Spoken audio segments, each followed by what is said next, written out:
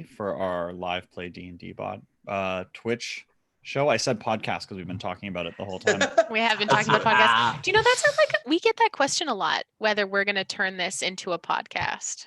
A lot of people want to listen to us on drives, apparently. Oh, I know how to turn this into a podcast. Just take your screen brightness and turn it way down. Good to go. Take your computer in the car. If you have YouTube Live, you can just turn your screen off and it continues. It's great. We're already a podcast. We got it. Go Whoops, team. We did it already. You're welcome, everybody. Yeah. I think we one day want to. It's just because we're in Zoom, the audio is not ideal for a podcast. Yes. So one day when we're in better audio circumstances, we will make. I'm not going to promise, but we'll make a podcast. This is Tim Carlson's guarantee. He winked at the internet. I'm not going to promise, but I do. Tim Carlson guarantee that we will make a podcast. We'll make a prod. A podcast. I don't like that. It's about production. It's all about production. Man, that's a good podcast. Podcast is also a pretty good podcast. Yeah. TM patent pending. Yeah, if anyone comes up with podcasts, you have to pay us money. It might already be out. That's probably exists. Name like that, it's probably out there. Guys, do you think there's places in the world where Only Farmers is the most popular dating app? Like, if you're in rural Iowa, does that beat out Tinder, you think? Do you think it's called Only Farmers? Or do you think it's something like no, it's just farmers. It's just farmers. Wait. Fuck, I know there's a farmer dating. Farmers. I just thought it would be something more cheeky, you know, there's like tractors and trailers, you know what I mean? Farmersonly.com. Farmers only, that's what it is. Farmers only. Do you pay to like watch them grow their crops? No, it's so farmers can date other farmers. Apparently I feel like that would be great, like having someone who appreciate the work you put in, you can talk crops or livestock. Talking crops, another podcast. Patent pending. TM. Wait, the crop talk. The crop cast. The crop talk. Crop talk?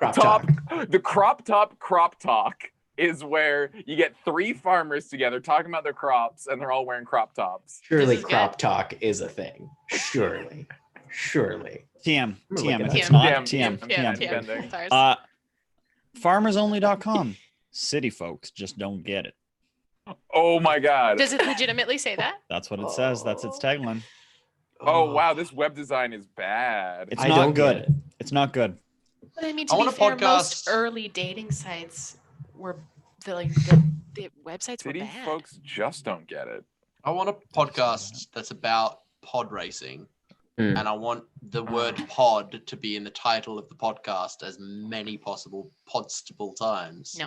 Make it happen. What's stopping? Live your truth. Live your truth. TM.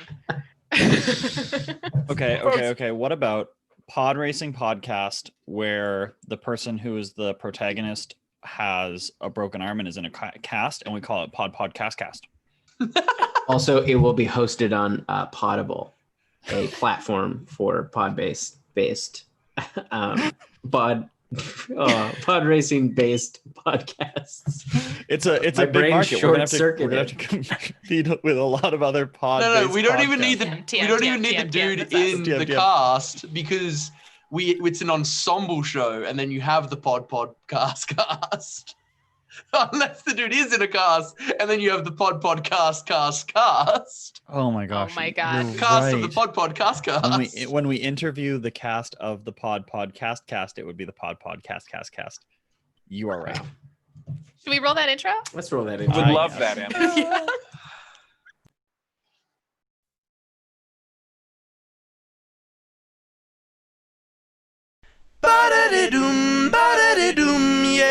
Yeah.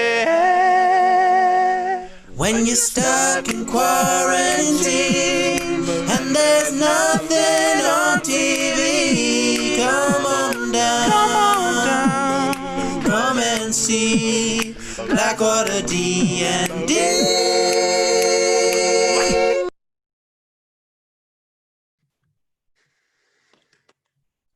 Also, shout out to Cody all the time for being just ready and on it when we call intro or break. Guys, I I just have to harken back to what we were talking about earlier. Farmers Only does have its own theme song. I did watch while our theme song was playing, and the thrust of it goes, "You don't have to be lonely." Which I think is the most honest pitch for a dating app I've ever heard. Anyways, let's talk about D&D. Let's do some announcements. Hello, everyone. So just a couple announcements for y'all here this evening. A big thanks to our sponsors and partners. Shout out to our friends at Legendcraft, makers of fine wood products for your RPG gaming experience. They make tables, they make rolling rods, they make shelves, and they're in the middle of gearing up for their Kickstarter that's going to be happening in this month because it's October. When did that happen? So that's going to be released at some point this month. They just released on their Instagram hit point trackers and spell slot trackers, which are like blowing my mind, and I need those in my life.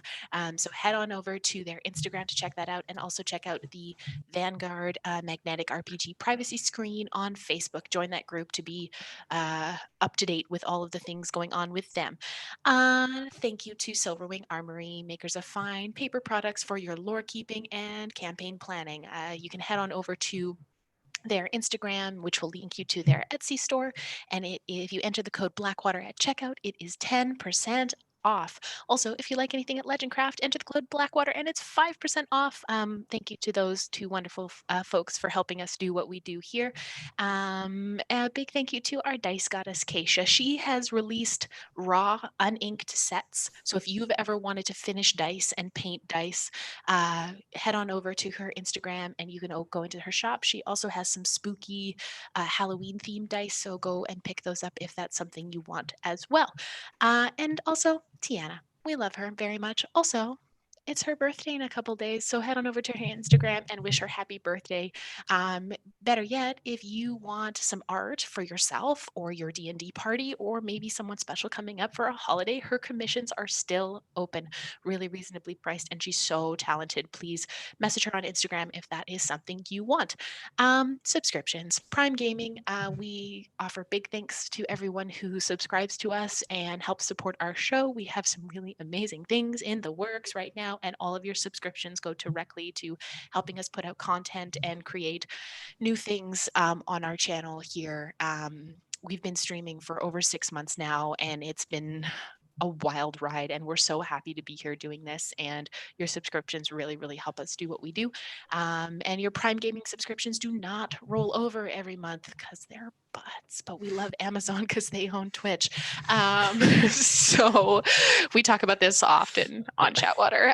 So if you subscribe to us, please re-up that. That would make us very happy. Thank you.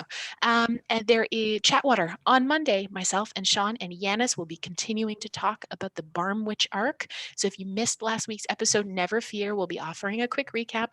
But you can also check out that video here for like another week or so on video on demand on Twitch, and then also over on our YouTube channel. Also, speaking of lore, we have a new section in our YouTube that is a history and lore section. So if you're wondering a bit about backstory stuff, that's where it is. You can go head on over there and check that out. And next week, there is no Wednesday show because this is technically the first Wednesday of the month. And September. This Saturday. No, like next Wednesday. You know what I meant. But September had an extra Wednesday. Such a butt, Tim. Yeah, such a butt interrupting my announcements. Jeez. And then next Wednesday is the first Wednesday, but we will be back for, oh my gosh, what day of the week is that? That is going to be October 14th. And we are going to be, the guys from behind the screen are going to be welcoming Jen from Fateful Encounters to the show to talk all things about their stream and DMing, and it's going to be awesome. And we have some other shows and some surprises coming up for you this month. So stick around and come hang out with us. Okay, done. Matt, you were bringing a new energy to that announcement segment. Usually Sean does my announcements with me, but thank you all so much. I do it just for you and those facial expressions that you're making and that hair. The hair. I realized that if I lean forward, my hair can no longer get captured in its entirety. Cannot be bound by the corners like of the Sonic the Hedgehog. Yeah. When you should be bearded Jimmy Neutron. Right? Yes. Mm-hmm. Yes. Just old man Neutron. Also, That's a really good point too. Halloween falls on Saturday this year, so we will be streaming. So if you have nothing to do on your Halloween, of course you do. Now you do. You're gonna come hang out with us. You're too old to trick or treat. You can come eat candy with us because we will be. So we'll be here on Halloween. So come hang out with us. I had a discussion. This is tangential, but how, as an Australian, we don't trick or treat. What is the cutoff? What is the It sounds like the worst. It was a puritanical thing. There was a lot of people who thought it was like a devil thing and they didn't like it. But what's the cutoff? It's not about age, it's about size. Because like if you're wearing a mask, no one knows how old you are. I feel like you can go till like 13 and then you're not, and then you're too cool for a couple years. And then like 17 or 18-year-olds are like, I want to trick or treat because I want candy. Okay. They suck, but there is a resurgence there. They're getting better. Because I was having a conversation with people that I was like, you're too old to be trick-or-treating. And they were like, no, we're not. We're still trick-or-treating. And I was like, you're basically adults. I think whoever's like, I want to be trick-or-treating, go trick-or-treat. It's fine. Have fun. I half expected, Adam, for you to say when you're like, we don't do Halloween in Australia, for you to be like, because of all the locusts. Because of the bats. It's because of the Halloween the bats death bats in October that make going outside in the entire month unlivable. This time of year, the magpies are pretty aggressive, so... I fucking knew it was going to lead back to magpies. I don't recommend it for everyone, but having a kid, a really good reason to go trick-or-treating. That's very fun. Our little one has seen... a clip of the Mandalorian trailer for season 2. She wants to go as Baby Yoda? She absolutely does. She saw it one time and was like, she asks. She regularly asks about the Mando. You have to get a full she asks Mando to watch Mando. She's like, watch Mandalorian? Watch Mandalorian? And we're like, baby, you're too young. Yeah, your kid is going to be so kick-ass. Like, already very kick-ass. Right. But like as a functioning adult, she's going to be so kick-ass. All right. It's crazy. So we're getting her one a of Baby you Yoda costume. Do need just a full Mandalorian costume. Yeah. Yeah, I guess so. Or both. I mean, why not both? I'll go as Gina Carano's character. Absolutely. Thank you so much. Let's play some D&D. All right. So for those of you just joining us tonight, last week, Blackwater managed to leave the ruins of Cyr Ang Dun by bypassing the Queen's Seal, deciding it best to leave the former city protected from teleportation magics while they figured out the best way forward. They returned to Wolfreen to inform Queen Kamea of the Forge and ask her for her insight on how best to proceed, informing the neighboring dwarven kingdom of Cyr Ang Dun. Nepi also brought up the Matron of Vengeance, to assure everyone was on the same page about their outstanding debt. And then they proceeded to lay the groundwork for their impending voyage to Gar Yang in search of locating clues about the refugees of Ralavan. So you've just finished your rest, I believe. And we are starting the next morning. As this is this was sort of your day to get whatever things done that you wanted before heading out, unless you want to delay that. But what would you like to do? I'd get up quite early to start heading towards the keep because I didn't spend the night there. Where did you spend the night, Finin? No one's business. Fixalia kind of rolls over. Well, no, see, that's the thing is, no, because I would have had that. I would have had that RP. That like we can assume that nothing happened there because I didn't go do that. But I'm just gonna make a quick stop that Tim you already know about before I make it back, and then I'm gonna walk to the keep. No problem. It's like a handful of coppers. And then I'm going to go straight to Kokanee's room, Kokanee Nepi's room, and I'm gonna knock. Do you want to get it? Or shall I got it. Okay. Hello? You would see Finin, beardless, holding a belt and a straight razor, and he's going to put them to your chest and go, listen, it's my fault that your like whole poison thing is a thing. And like, if you die from poison, I'd feel pretty bad, especially whilst wearing a belt that could have probably like saved you from it. So like, don't be a dickhead, wear the fucking belt, and when the beard pops up and you don't like it because it's not your look, shave it off, you fucking idiot. Just take the belt. Nebby just starts laughing. She's laughing. Get it. Goggles, not your look. It's early and I'm mad. Goggles, not your look. I really would love to have this belt, but I know like long term, it's not going to be good for both of us because I'll have a lot of psychological trauma watching you die from poison and you'll be dead from poison. You know, it's not really a win-win situation anyway. So take the belt, use the razor, don't be a dick. But like, Neppy can revive me from a poison death. Put the fucking belt on. I swear to God, I will break all of your toes. Neppy just comes around the other side of the door. Finn and I keep resistance to poison prepped every fucking day. If he doesn't take the belt, I will actively start poisoning him. I will make it my job to make him realize that the belt is a fucking good idea.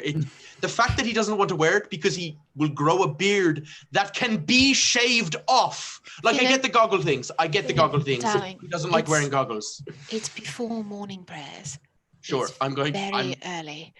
You're right. He's got the belt. He's got the razor. He knows what to do. He's not going to wear it, Finn. Adieu to you both. You look so good in that beard, though, kiddo.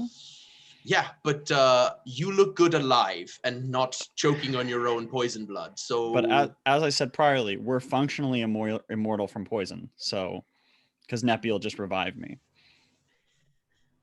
There's a limit of how many diamonds we have. Let's keep those diamonds on hand, and let's save some. Chris walks by, just tucking into his oats. Y'all looking for somebody to wear that belt? You want to wear this belt, Finn? Or Letters? Yeah, I'd love a belt. Yeah, here you go. Sick. All right, my conscience is clear. I'm not wearing the belt that kills you. As it should be, Finnan. As it should be. You don't need to worry. Kokanee can deal with his own aesthetic choices. I've learned to just accept and say yes. You know, Kokanee, when I first met you, I really looked up to you as like a wise, like thoughtful man. But the more I know you, the less that becomes the case. Because you won't wear goggles that help you see in the dark because they're not your look. You're kind of an idiot, like in as loving a way as I can possibly say. But you would look great in goggles and a beard. And also you'd be far safer in the long run. But like, you know, to each his own. We all know that he's not going to do it. Yep. So, are you going to use that straight razor though? No, it's because I can grow a beard. You, so man. I'm right aware. I just I'm thanks.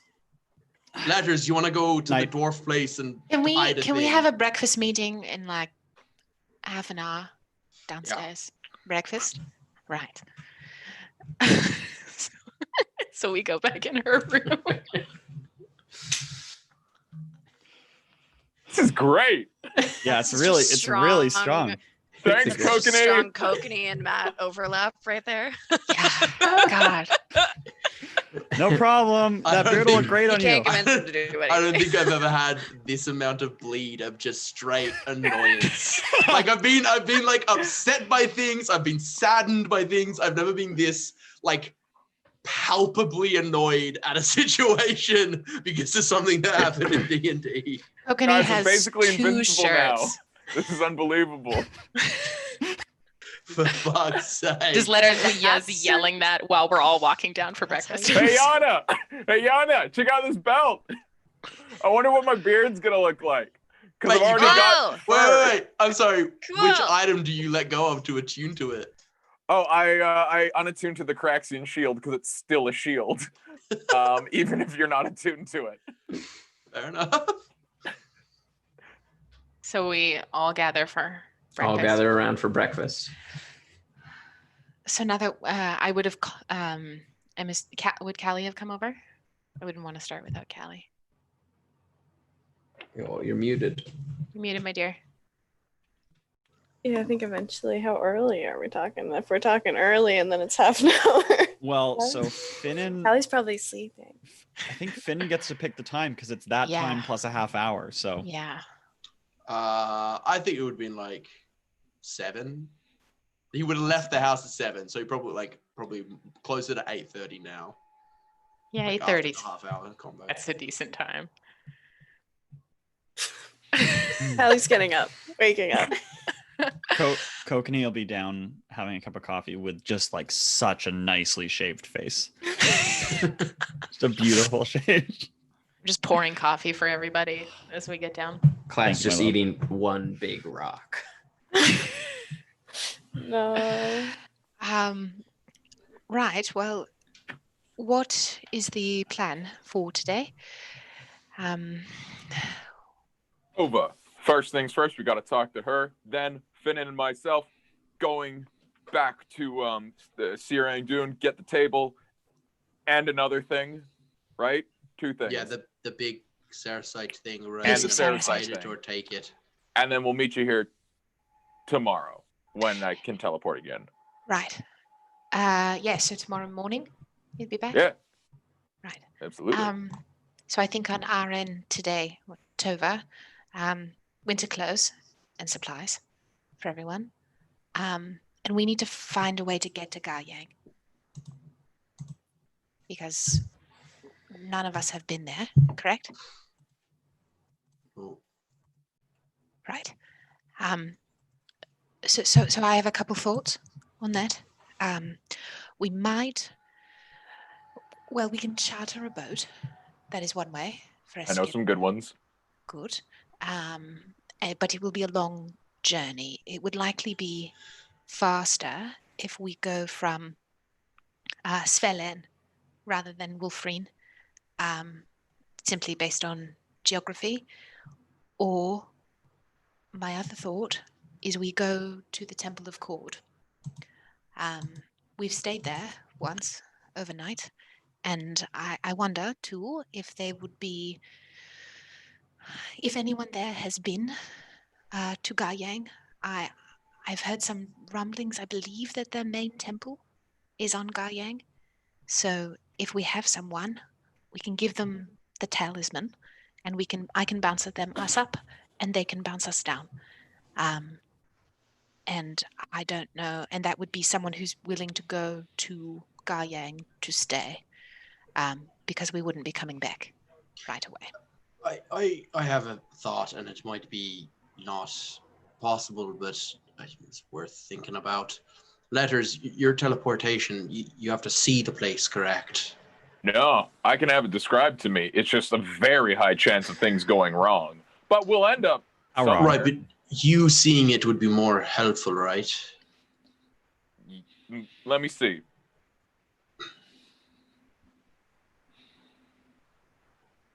Yes, it would.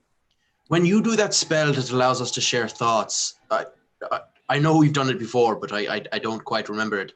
Are those words only, or can we share like senses or like images? I don't know. Hey, Kleck, let me see the book. Let me give me my spell book. Let me look into that real quick. Yeah. Thank you very much. I believe it's just words, but telepathically through. Again, It's just communicate telepathically, whether or not they have a common language. So I think that's. I don't know, but actually, turns out if you can describe it to me, that is as good as me viewing it once. So then I can kind of do it like I could do it in like a series of small illusions to show you like kind of where we're trying to land. yeah, I'd probably do it. I mean, guys, there's only like a 1 in 2 chance that something bad happens. I mean, That's a really high chance. We survived you putting us in a volcano. So That's true. Can we at least potentially inquire at the Temple of Cord? Just so we don't. It's your day, Neppy. You can do with it what you want. Right. Well, then I will inquire at the Temple of Cord. Probably good that I introduce myself. I don't believe the head of their temple was there when we were last there, so it might be good to meet them, whoever they are. So, well, that's one option. We'll check into that today. But if we're willing to take the chance, I can help Letters put us at the cave. Sounds good. Good idea of what that cave looks like. So I love that. if we can't find anyone at the temple, That might It's be not an a bad. option. It's probably better than a boat at least. I would like to make It's some sort of definitely faster. I can't guarantee better.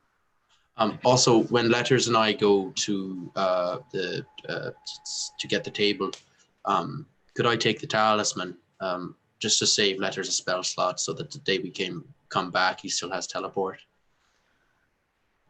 Oh, that's clever. That's We leave clever. the night of, we come back the morning on. Yeah. We. Yeah, sure. Why not? I mean, we still got to move with that. You still have to table. move with the table and the And talisman. unless we're gonna join hands with the table, It might not work like that. I think it's fine. It's fine. It'll be one extra day. I did also just have the thought of when we plane shift, I choose a location, correct? Yes.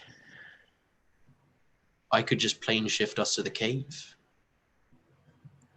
We also don't know if the cave exists anymore. What about the cave that you saw Volketh at? And he said, "Doot." I saw Volketh. I saw the vague illusions of a cave in the background scrying as kind of like a spotlight on one person. Yeah. Take the day. Regardless of what means we do to get there, it will be a little bit of time. And if we're getting supplies, those might take a day or two, and we will make haste regardless. We will get there. Great. All right. All right. Kelly, Yana, do you have anything you need to do today? You want to come clothes shopping with us? Yes. All right. So, do you need the address for my guy who does the bear skins? Well, any. Yes, actually. Yes. I do need your bear guy. Yeah. He lives on the outside of town. His name is Blangles. No. Fuck. No, he doesn't. And no, it isn't. Okay, I relay whatever Tim has planned. That guy died. You know that you got an invite to his funeral. It was pretty touching. Yeah. Gregor gave you the news this morning, actually. Fuck. We've found the limit of Sean's ability to create things in this universe. It's that he can't have a bear guy. You can't have Blangles, the bear guy. You can't have Blangles. Who lives at the edge of town. Because Tim was fine with it right up until the name reveal. Nope. So Letters, do you have like a backup secondary bear guy who's in a more normal position with a more Oh normal yeah, name? he lives right in the center of town, and his name is Goobin McFitty. Nope, he died too. They died in the same hunting They died expedition. Yeah. It was a very horrible. big They got mauled. It was really tragic. What about Goobin's horse? Also Goobin McFitty. It's gone. No one's seen it. Let us tell you what, we will find a bear guy for you. No, you have a bear guy. His name is that I am associated with. Panicilla. Panicilla. That's the guy's Panicilla. name. He's It's like Godzilla, but panicking. Panicilla. Panicilla. Panicilla. He's third down the list. He doesn't live on the outside of town, so it's going to be a little easier to get to. Well, we will find him and let me write down his address. Do you wish for a bear coat or just a bear skin? I think he was quite specific. He wants to be able to put his horns through the bear hood. Head of the bear. I want the bear head to be the bear hood. Yeah, Kokanee, you wrote it down. You're a smart guy. I did write it down. I don't know if I'm a smart guy, but Finn is just like. Oh. Tim, in the morning, could I have gotten up with Jar and gotten Jar ready for school and stuff for her classes and had breakfast and stuff with Kamea and then walked Kamea to work? Yeah. Really clean stuff. Okay. Yeah, definitely. She sees you off, gives you a big kiss and a hug. Check in before you leave, if you can. Yeah, I will. And then she heads off into the farther into the castle, into her kind of regular council meeting. And the rest of you head out. Neppy, what would you like to? Are you going with them on this little shopping trip? Well, we're going to Tovis. We're all going to Tovis together. Okay, you're all going to go to Tovis first, and then, okay. So you all head over to the Mystics, and you see Tovis just opening up shop. And she's kind of moving around as she turns around, sees you all. Oh, hi. Good morning. We're back. Yes, all of you. So, I'm glad you made it. What did you find? Well, a bigger operation than I think we anticipated. Operation? Yes. It was an old mine. There was some things running around inside. Nothing too. Took a couple of days, but we're back. The bags of golding that I had, the extras, is strange, but they have lost whatever magical essence that they had. It's all gone. Yeah, we bags. shut that down. There was there was a bag receptacle, and we broke it. Yes. Oh, well done. Thank you for your help in getting us there. Of course. Couldn't have done it without you. So Right. thank you. If you see any more of the bags, might be an idea to let them know that whoever has them, that they're not good and to not use them anymore. Of course.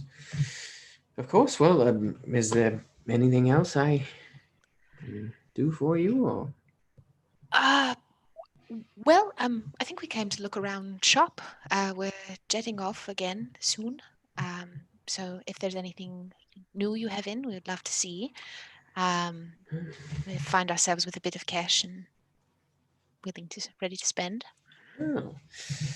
I recently got a shipment of potions,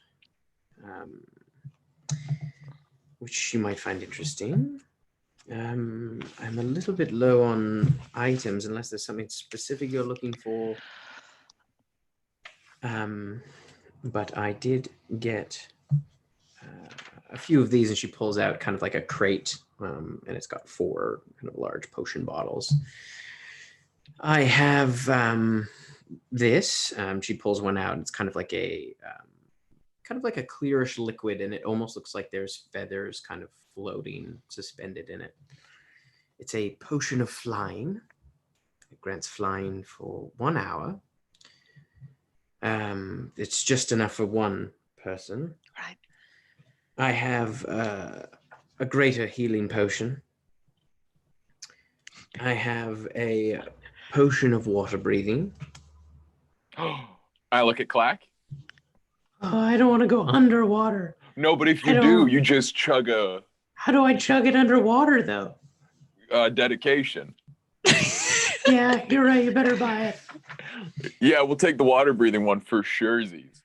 Like you put the whole flask in your mouth, and then you get the cork out with your tongue, and then you just kind of make a nice seal with your lips, and then try not to swallow the cork, because that will kind of lead to a whole other issue.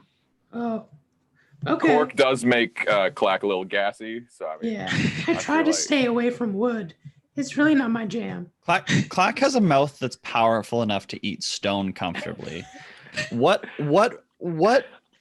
material does it seem like his lips are made out of?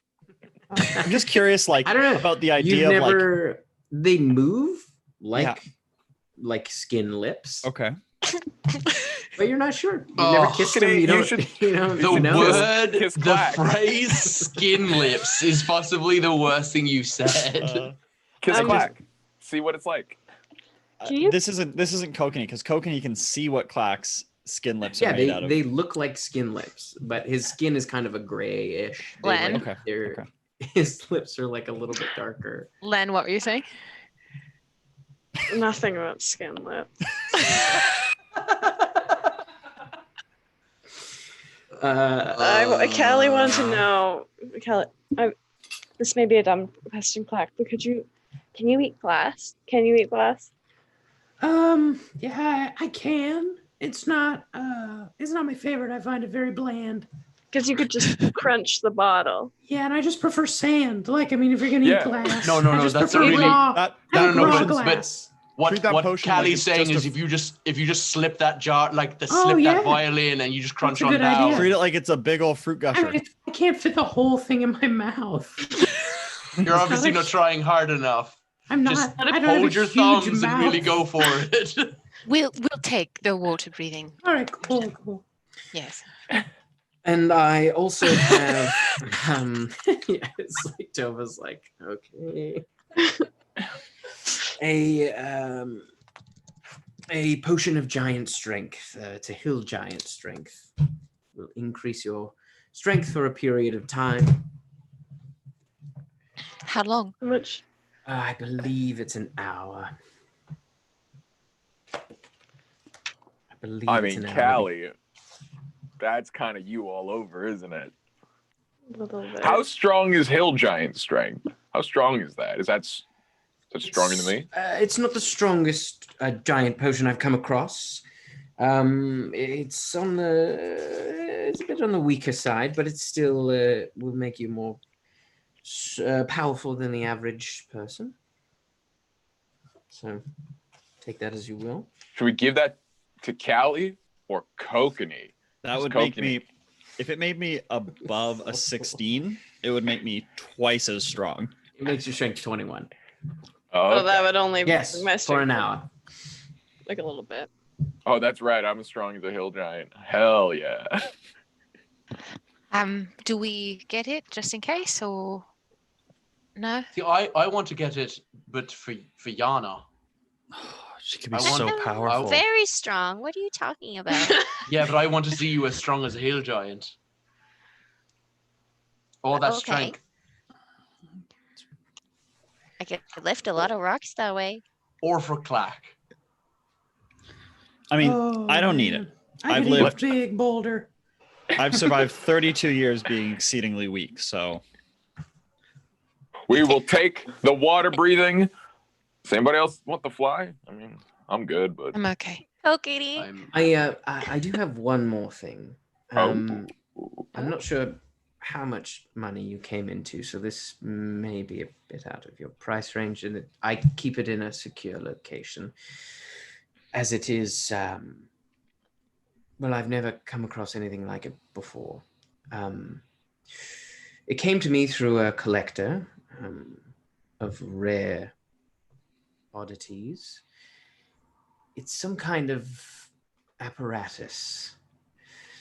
It is large enough that one could sit in it, and there are a number of levers and things. I have only experimented slightly with it. I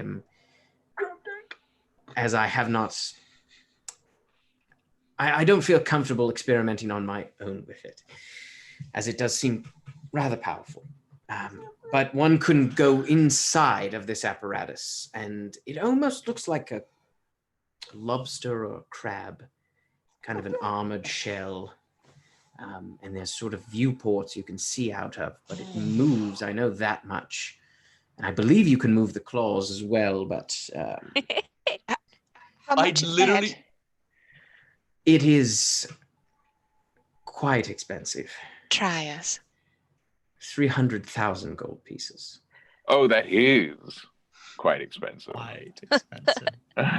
This is one of a kind. Yes. I literally saw the boys only want one thing meme about the apparatus of Qualish. Well, I think just the water breathing For now. thing for now. Yes, very well.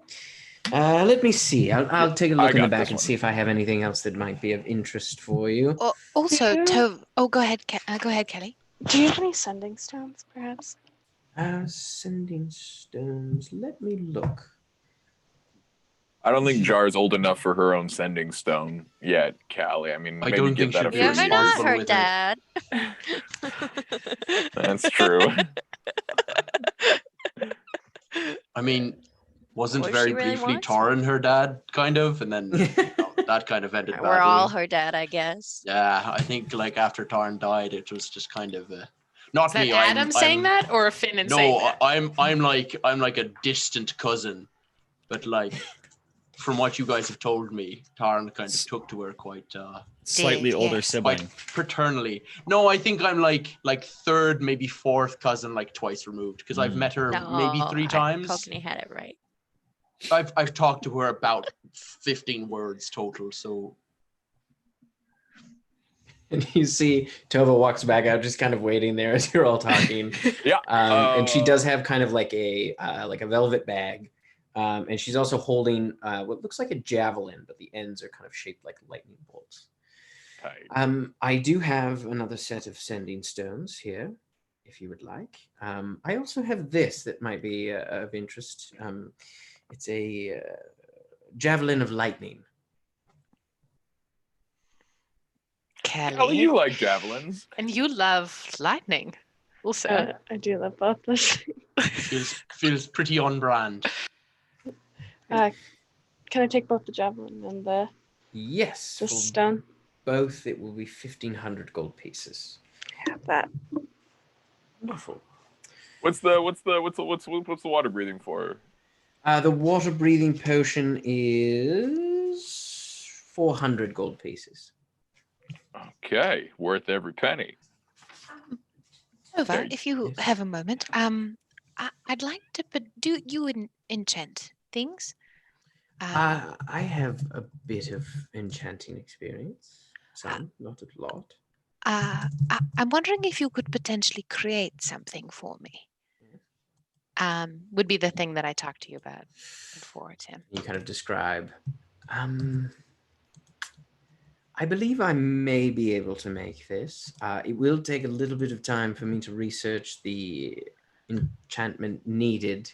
There's no rush. Not something I'm familiar with at the moment, but if you give me a bit of time to do a bit of research. We are going to be leaving for some time, and I'm not in any rush for this. If there could be the 2 sets, as I described to you. Well, I'll tell you what. Next time if you send me, you can send. Yes. If you could send to me in give me about a week to see if I can locate the necessary enchantment, and I will let you know if I can, and then if I can, I will start to work on it, and I will let you know the price depending on the material and such. If it is helpful at all for your time, of course, I would like to put some gold down to compensate you for your work. Very well. It's hard for me to say how much it is, and I don't know how much the materials will cost. Would 200 gold pieces suffice to start off? That would be just fine. Okay. I'm going to give her 200 gold for the things that I am requesting from you, Tim Carlson. Tova. Yes? Real out of the blue here, but you don't happen to have any interest of going into the restaurant touring business, do you? Just like, I'm looking for a partner for an idea for a restaurant that I've had, and just you're an entrepreneur yourself, and I thought maybe I'd see where you stood there. Make a persuasion check. Walked in the wrong room, motherfucker. That's what I'm about. That's why I'm asking. 28. Jesus. She is like very caught off guard and is somewhat charmed by that. She's like, oh, that's cute. Because well, Finin, I'll be honest, I have never given it a thought. But I do have a bit of extra capital. Business has been good recently, so perhaps not now, or of course, if you'd like. But if you'd like to set a date, you can tell me more about your idea, and for sure, be willing. There's some property I have my eye on. I will admit I don't have any experience running a restaurant. No, neither do I. I'm pretty sure I'm going to have to find someone to do that for us. But yes, I feel like the idea will kind of sell itself as is. So I'm hopeful. But as an investment partner, I could potentially be on board, depending on what the idea is, of course. Of course. Yeah. Very well. When you would like to set a date, just let me know. Have a note sent over, and I will arrange to be there. Sounds brilliant. Thank you, Tova. I will keep an eye out, knowing that you all have a bit of money now. I will keep an eye out for any interesting things that I might come across for next time you come in. Thank you. It's nice to see you. It's nice to see you as well. Goodbye. Well, shall we? Yeah, absolutely. Letters is gonna hang back and just say a quick little thing. Hey, Tova. Yes, Letters. What can I do for you? I just want to say that armor you enchant for me, really panning out. Love it. It's great. The ring of non-detection, great work. Do you need an apprentice? Because like I think enchanting is great, and I know you're like, oh, I don't know much about enchanting, but I think you really do. And like, look, I travel a lot, but when I'm back in town, like I'm real good at like go for work, heavy lifting, like all the stuff that you don't want to do. And I would just love, I think magic is cool. I'm a wizard, but I feel like magic that stays is kind of next level. Is that something you might be interested in? Make a persuasion check. Oh boy. Everybody going into business with Tova. Like 9 o'clock in the morning. Just like oh, that's a nat 20. Hey! She also somewhat charmed. Quite charmed by after your sort of concerted effort to win her over in the flowers last time, which you notice those flowers are still in a vase on her counter.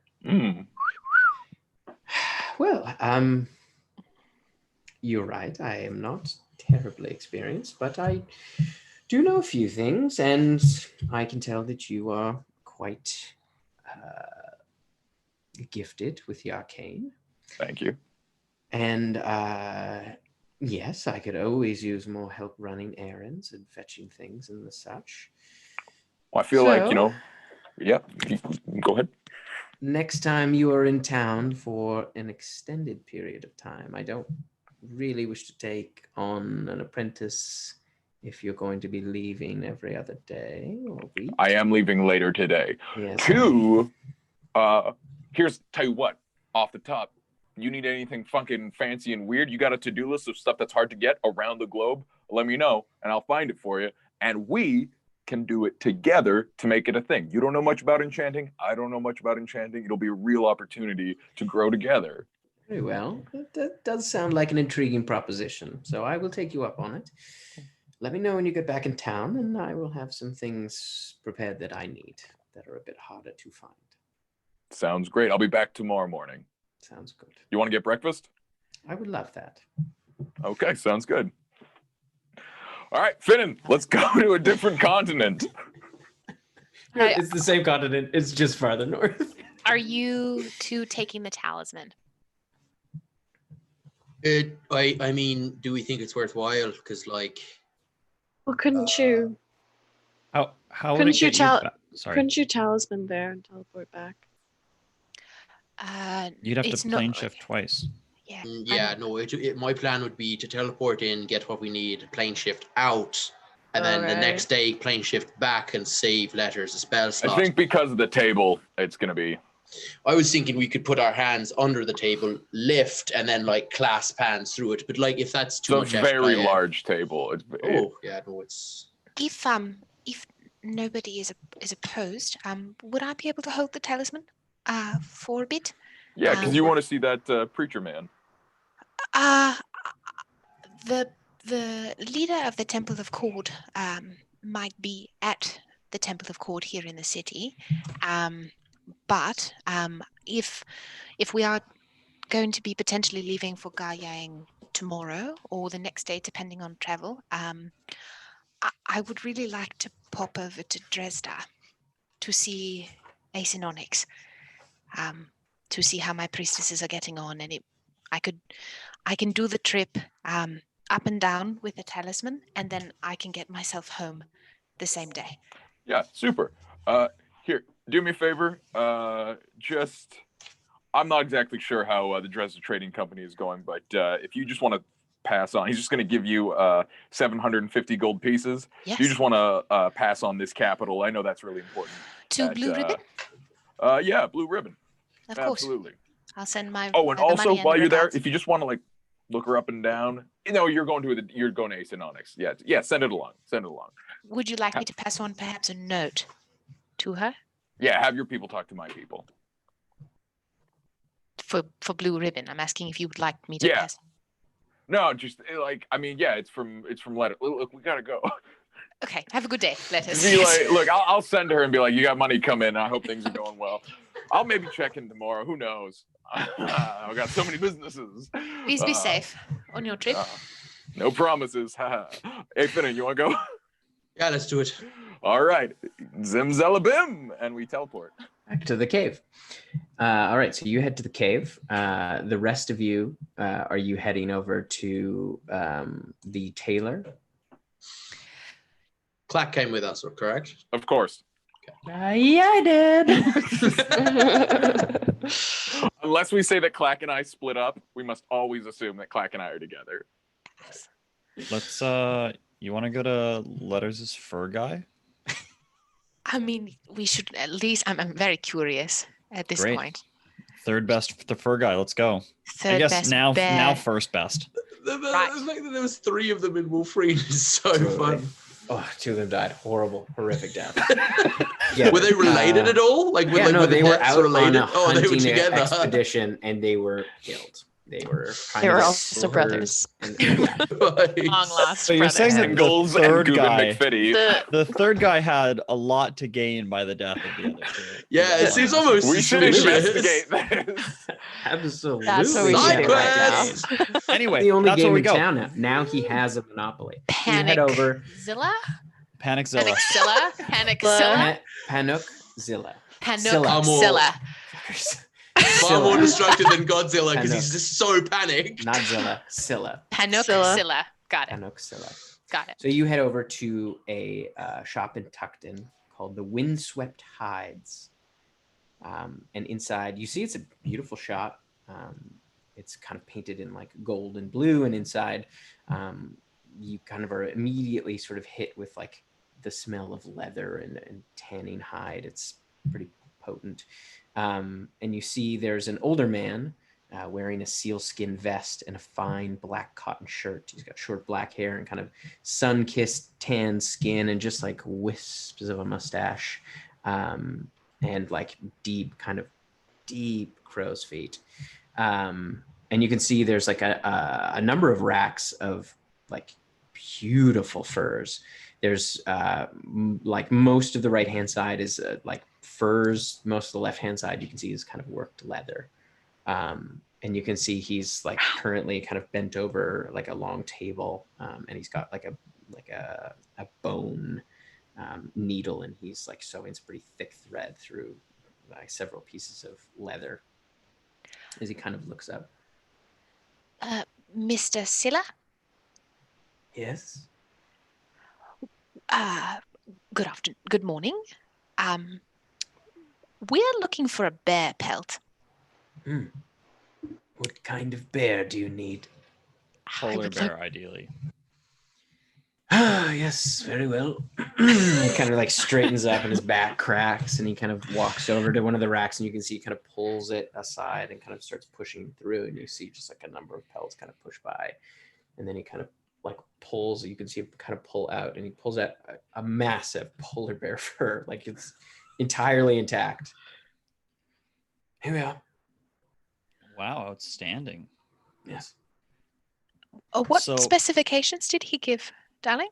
So we're looking for a friend of ours who we're going north tomorrow, and we're looking for some clothes, and I'm going to cast Disguise Self to look like Letters, but with a polar bear pelt on his back and with his head with the horns coming through. We're looking sort of for something like this for him. Of course. You could have just said your friend was a minotaur, and I would have understood right away. Yeah, I'm.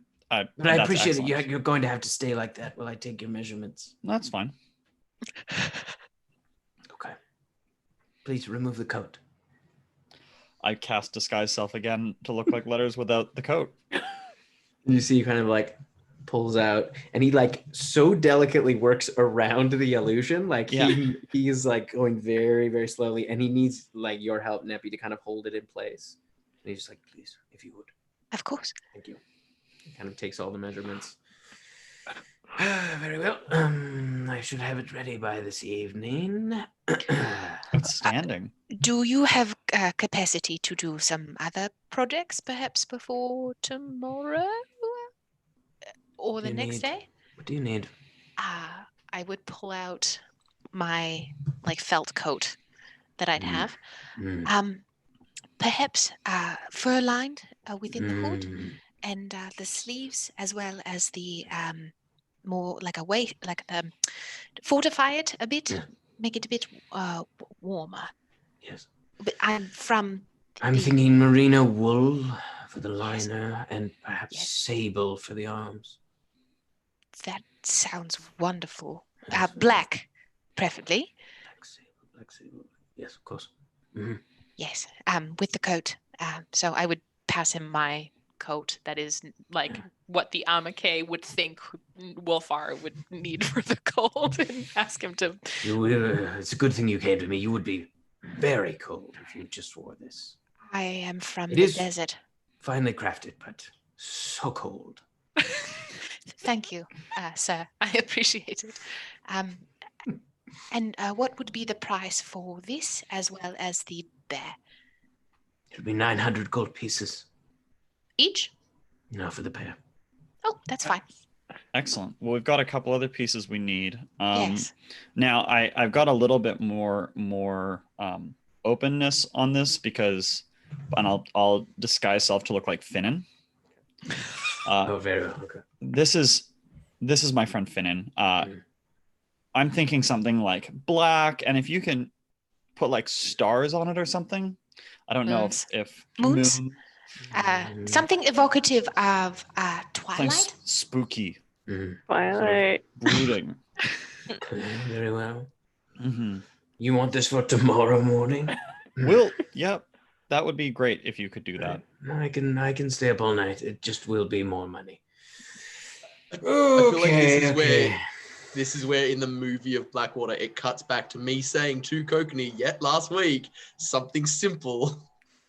Just a fur coat. Do you have like one of those sort of fur sort of hats? Yes, of course. Could we get that to match the? He pulls out a rack from behind the table that's just got like 9 of them. Kind of. Oh yeah, I'm gonna flip. You have a really small one. Yes, of course I do. About spider size, and I hold it. Literally, you see him like going to grab one your size, and he goes, really small. I do not yet. It's like the tip of a glove. Do you sell one fur glove that we can just cut the thumb off of? I will just make one. I would rather not destroy a single glove, thus destroying the pair. No, you're right. That makes more sense. Maybe if you meet someone who doesn't have a thumb. A specialty item. Or a hand. In that case, I will just cut off the thumb. But yes, I can make a tiny fur hat for your tiny spider. Who is gross, by the way. Yes, I can see that. Tim, the clothes that Yana has from when she went to Caradoc, are those okay? Because she got them in Shin Kick where they were okay. They are a bit they're a bit shabby, but they're pretty warm. They okay. If you layered them up, you'd probably be fine. Okay, I'll just do that. Yeah. Tim, also, I feel like I would have talked to my wife. Does Kamea have clothes I could just borrow? Yeah, she would have like a big fur cloak, essentially, that you could drape over your armor. I'm just going to borrow my wife's clothes. Yeah. Because your armor's pretty warm. So yeah, with a big fur cloak, you'd be fine. Okay, back to the Twilight Boy. Yes. No, that's you've got. I think you've got it. I've got it. Okay. Oh, this is gonna be good. 1 second. And he goes back and he brings out like a pretty thick wool coat. You can see it's like it's a very dark gray. Okay. But you can see it's embroidered on the edges. It's hemmed in kind of like a purple fabric. And you can see the inside is lined with fur, a kind of rabbit fur. I think he's quite tall too, which is wonderful. That gives me a lot to work with. Absolutely. I think this would be good. And I'm thinking these, and he pulls out two, like a set boots with like tall, like almost just below the knee. You can see they have like a big fur cuff. And he goes, what? I can do sort of a moonscape on the back. Yes. What color do you think? We're talking like you know, like a patch on the back sort of thing, like some sequins. Probably embroidery. Okay. I can do sequins though if you'd like. Please, just a few. Okay. Just a touch. What about dark blue? No, purple. Oh, would be like a dark, the purple. like the color of Sarasite. The dark, very dark. Very well. Purple. Very well, I can do that. Yes, that shouldn't take me very long. I would also buy a pair of like really high boots, and all that kind of good. And I would be like, one thing with the hood on my coat, would you be able to put holes in it so that I could hook it over my? Of course. And you just, if I may. You may. And he just quickly measures the base of your horn. And they're just a little bit different sizes. Very slight. It's very, very slight. But they're just slightly different sizes. That's absolutely okay. All bodies are beautiful. Because no one's symmetrical. Absolutely not. No one's symmetrical. Very well. And then I guess finally for myself, yes. something. Do you just have like a leather jacket and maybe some wool socks? Dickhead. I can tell. May I offer something? Absolutely. I can see your pants. Those pants may not hold up against the cold if you're going far up north. So, if I may, I have some. They're like liners almost, sort of fur liners you can put on the inside of your pants. Oh. Yes, they come in handy in the cold weather. They're essentially leggings. They're underwear. Long johns. Underwear. Hell yeah. Hell yeah. And I have this sealskin coat here. And he kind of pulls out a beautiful sealskin coat, and it's also fur lined. It should go with your exquisite shirt. Thank you so much. Somebody who creates such beautiful items can clearly tell, fine work. And the sealskin is like, it's more or less white with like a bit of gray modeling, but it's mostly white. I love it. I know we've asked so much of you to get stuff ready. Do you have a problem putting sort of like, you see we got sort of the collar on this shirt? Of course. Maybe sort of like a fur version of that on Absolutely. I think that's a wonderful idea. That's outstanding. Thank you so much. So for all of this, what would that run us? So the 900 for the previously mentioned, and then for the rest of this work, this will probably be another 1,000 gold pieces. So just under 2,000 gold pieces? Yes. I think that's quite adequate. Everyone is okay with that? I think we should. I will take mine out of my funds, but I will pay for Finin's and Letters out of the party funds, I'm assuming, since they're not here. Yes? Okay. Yes. I pay him, what it was, 1,900? 1,900, yeah. I pay him 21. Very generous of you. Thank you. Well, you're doing a lot of work for us in a very short period of time. This is how we got D&D poor. Yeah, just buying fancy fur. We're going fucking fur shopping. As he like scoops up the leathers that he's been working on. The asking price was 19. We could have got him down to 14, no problem. I'm so sorry, but you're not there. So. I know. And you don't know the business. It's important to build long-term business relationships for someone who's doing us a favor. So next time when we show up at 1 a.m. and say we need a coat tomorrow or Finin will die, that person will be down. He scoops up the leathers, you can see, and he like takes them into the back, and then immediately kind of pulls out what he's gotten for you, and he starts pulling down furs and kind of lining things out, and he's just like in full blown like full work mode as you guys head out. Yes. All right. To the Temple of Court. If anyone else has any suggestions, well, maybe let's cut back to Adam and Sean. Yeah. So you guys make your way back through. You move the stone, and you make your way back into Cyr Ang Dun. Well, I guess if we're right here, this is the thing, right? This is the thing. Do we want to like? Do we want to do? We have like two options. I think is we get in there, we take the thingy, we then hide it somewhere else so the dwarves won't find it, or we go in there and we just take the Cerasite. Let's take the Cerasite, see what Rolauven thinks of it, and then if we want to hide it in our own area. Wait, we wanted it with us. Why did we want to take this? You're the Cerasite guy. Well, no, it's because the apparatus is what's keeping people from being able to teleport in and out.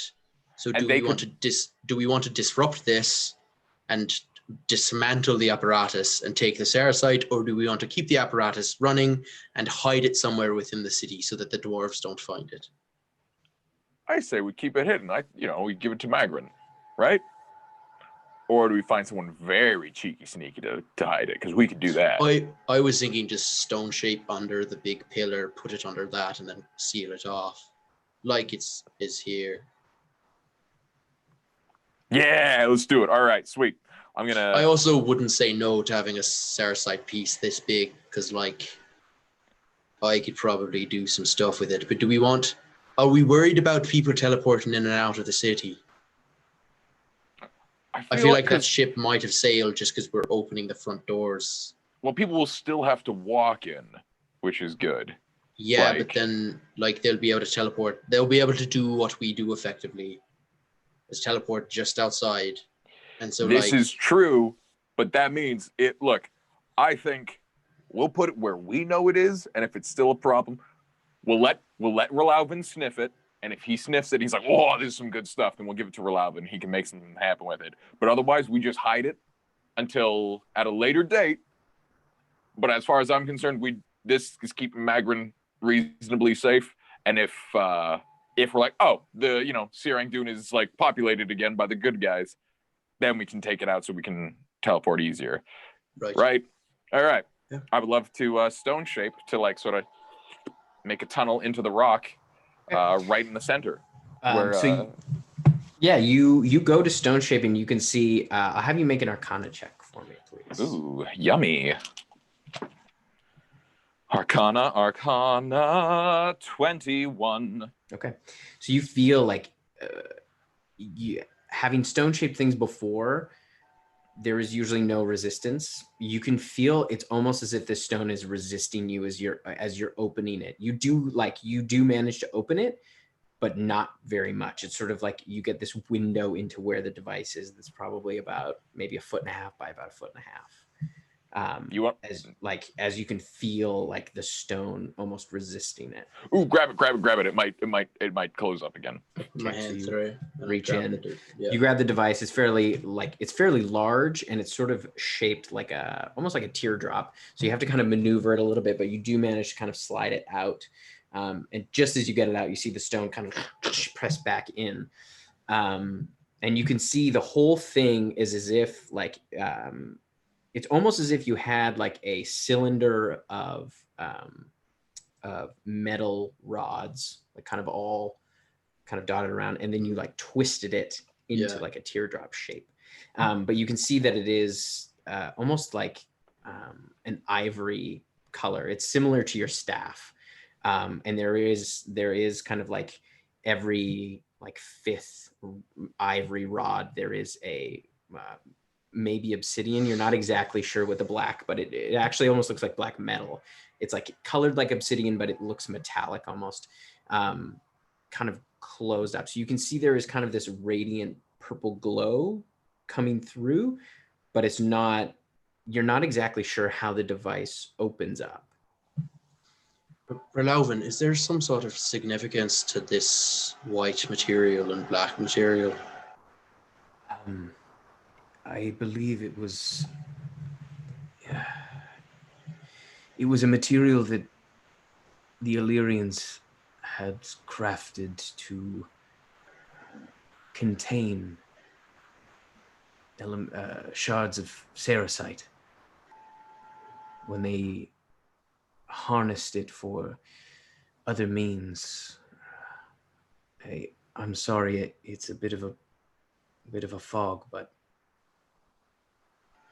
yes, it was a means of containing the Cerasite and the magic within, almost focusing it. That's useful information. Thank you. Of course. Can I like fit my finger through the gap? No, it's pretty like so tight. Yeah, like you can just kind of see, like there's a few cracks where you can kind of see in, right? And you can see there is in fact a shard of Cerasite in there. But and you said it's about the size of a football, the shard, yeah, right? Yeah.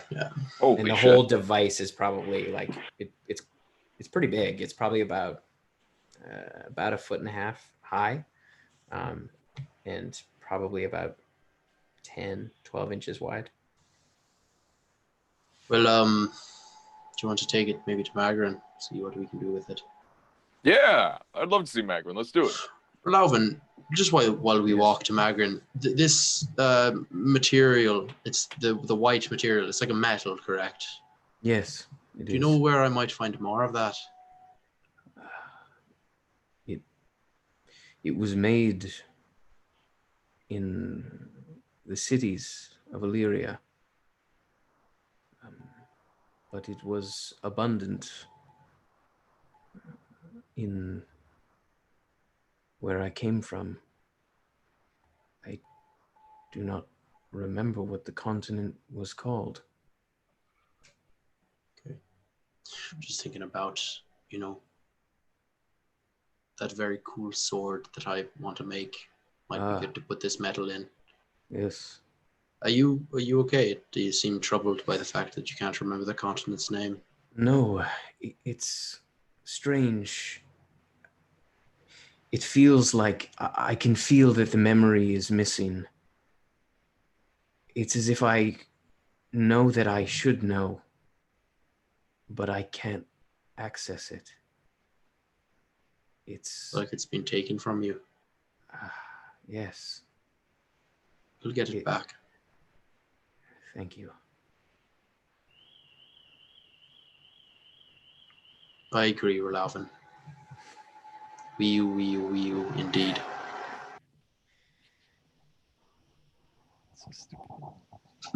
So you head over to Magrin? Yeah. Now, when you talk to Relauven, is that outside? Yeah, I always speak out loud. I Mm-hmm. always speak out loud when I talk to Relauven. Copy that. So everyone always just hears a really strange one-sided conversation. So you head in.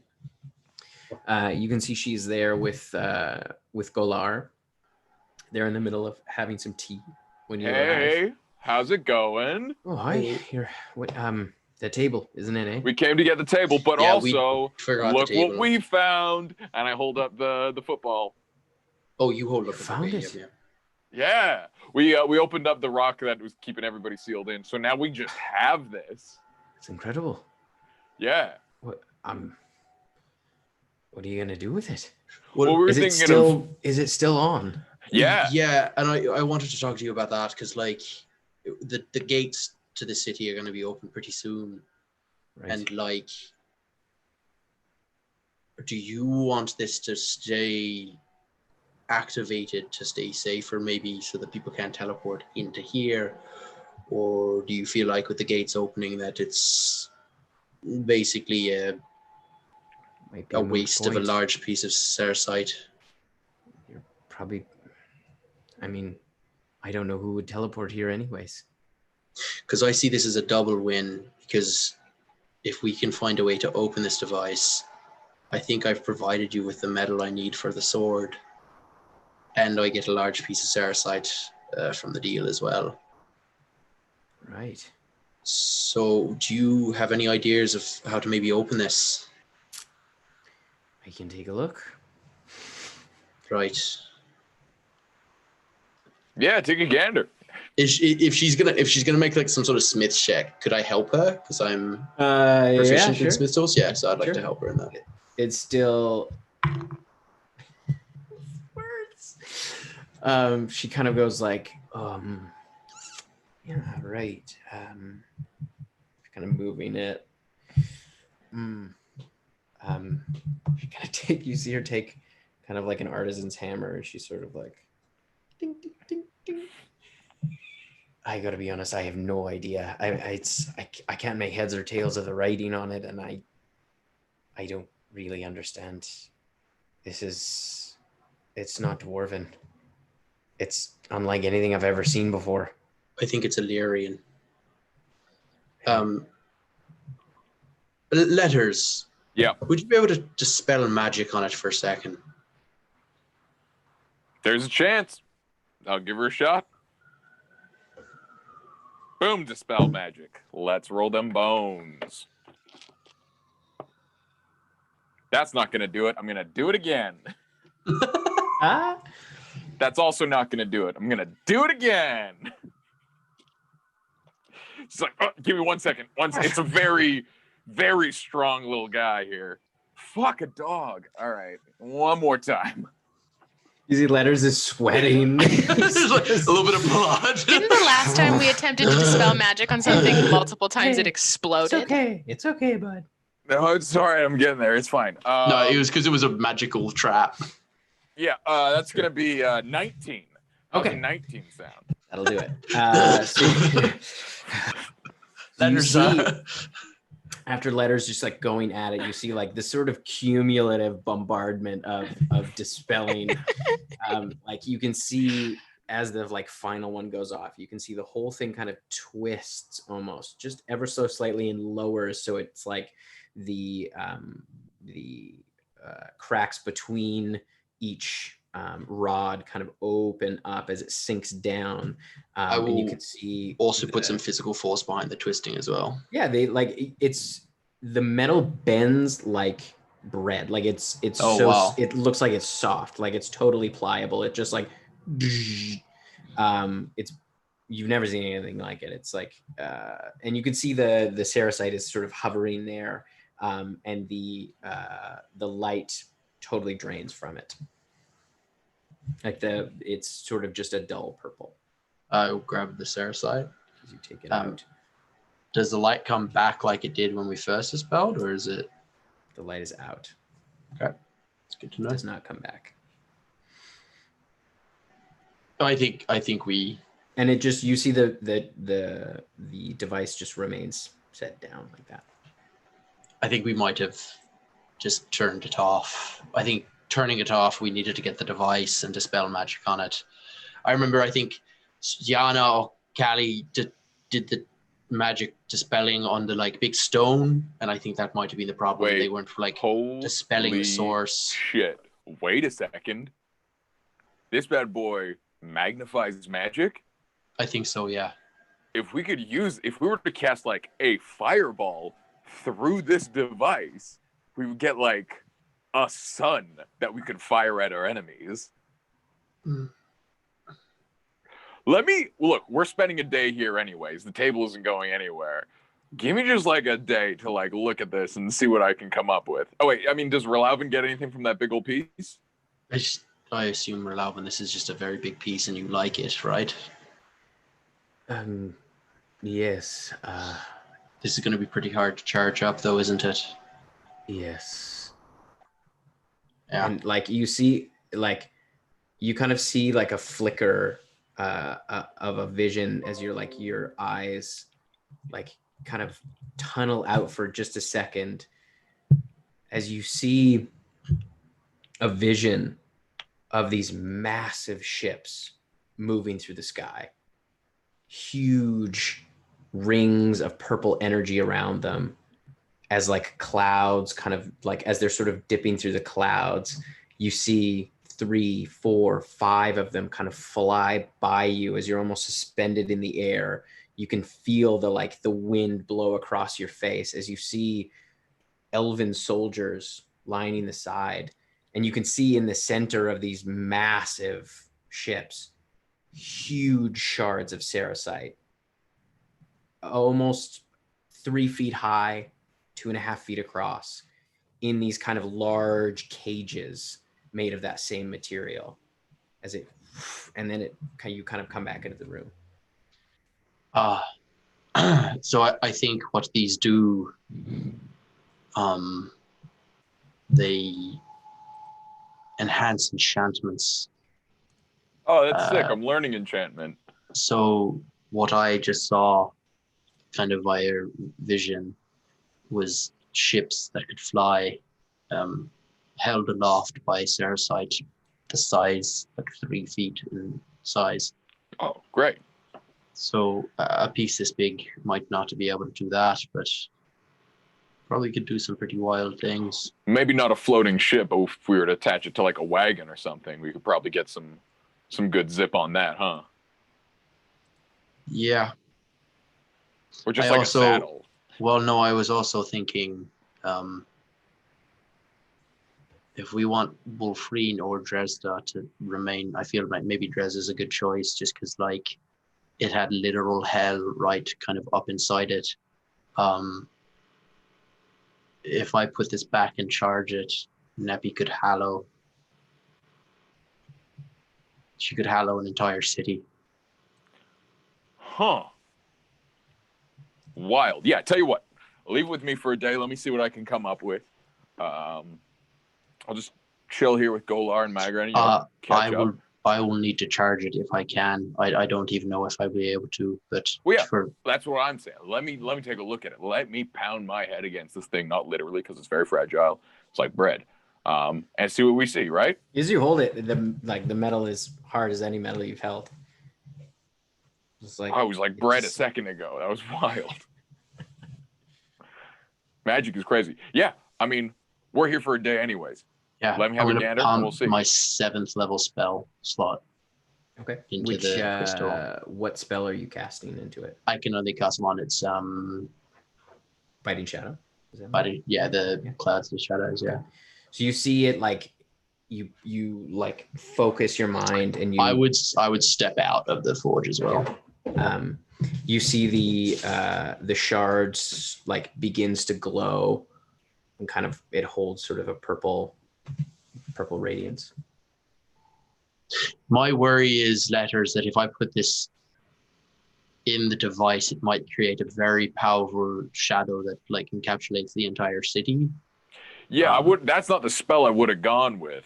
It's just my most powerful spell, and I was thinking like power, not like purpose, but I think purpose might also have might be involved. Did you just make a shadow bomb accidentally? Very possibly I might have made a shadow bomb. Let me try something, and I'm going to try to cast what am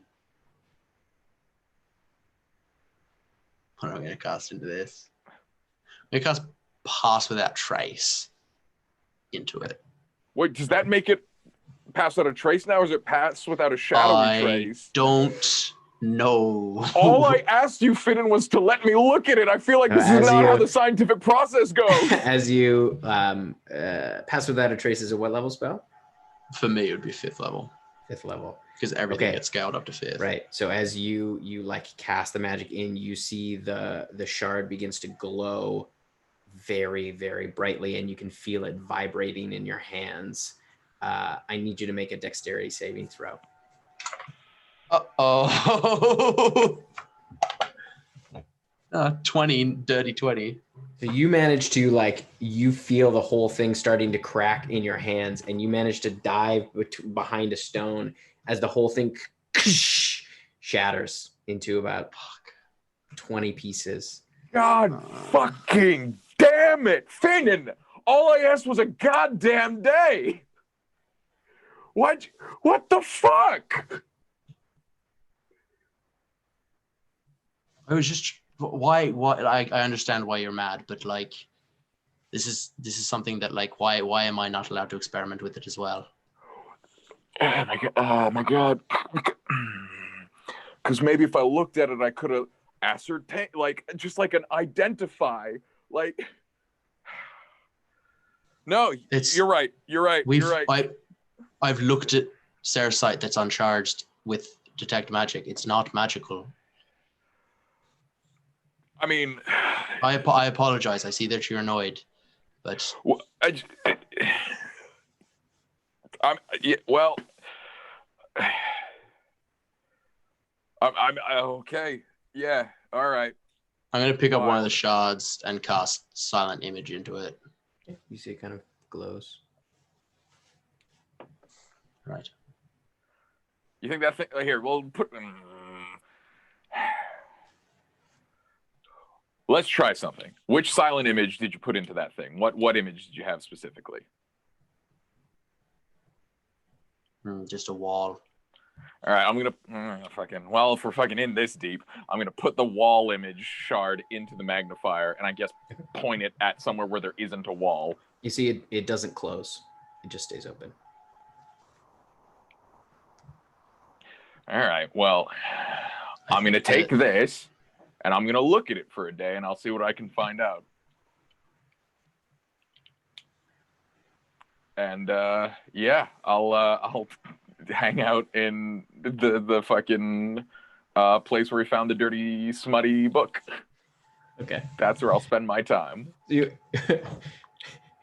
Right, because that's the. Did I get hurt at all from the explosion? No, you managed to dive behind a rock. You were all right. Oh, I see. Yeah. I thought you meant I dived behind the rock with the thing to stop. No, you essentially were like, getting oh hurt. shit. You instinctually were like, oh, this is not good. And you managed to dodge out of the way. All right.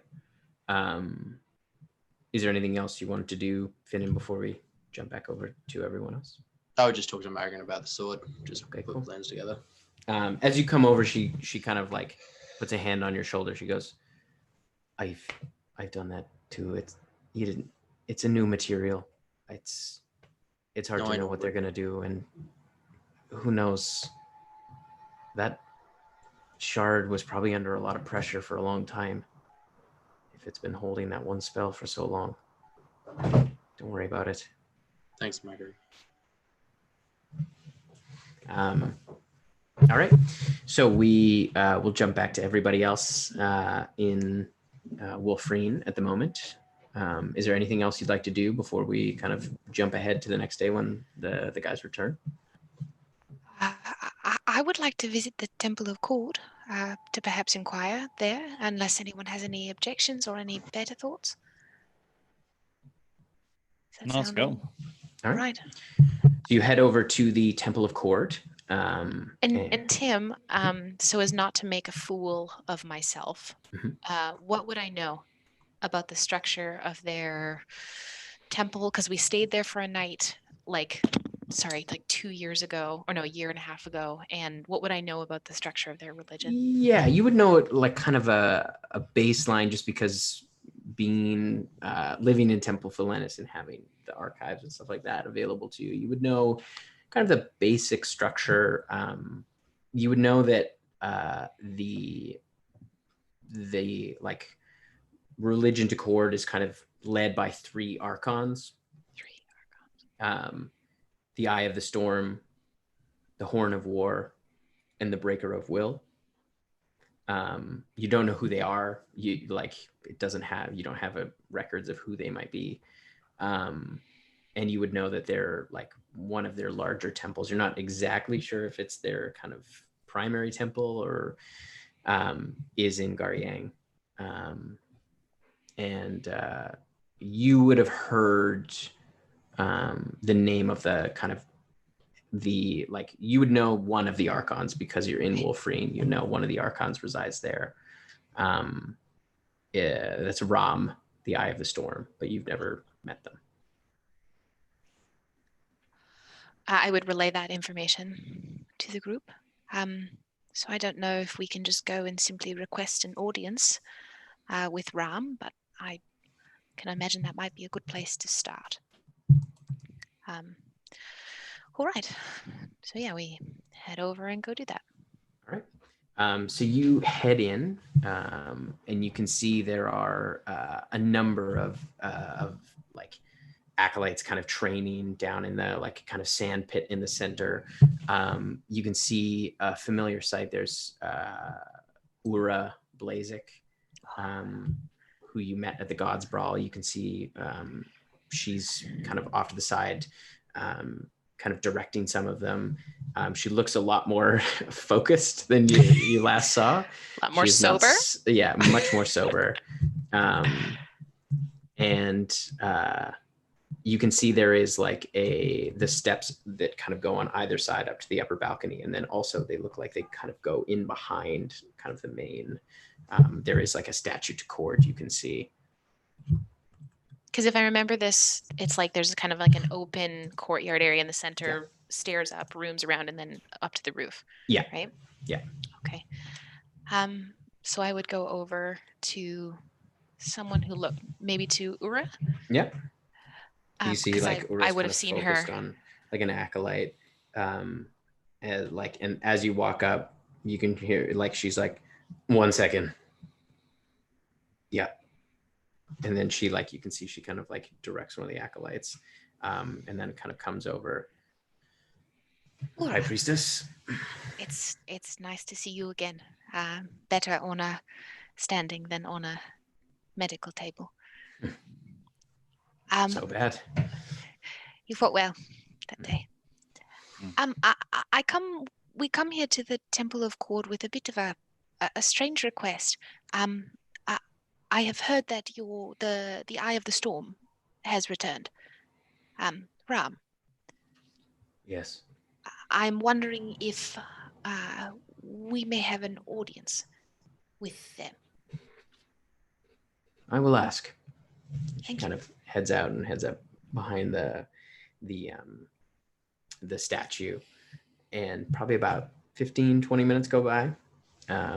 And then you see Ura comes down, and then shortly after, you see a tall, fairly like lean but clearly athletic build.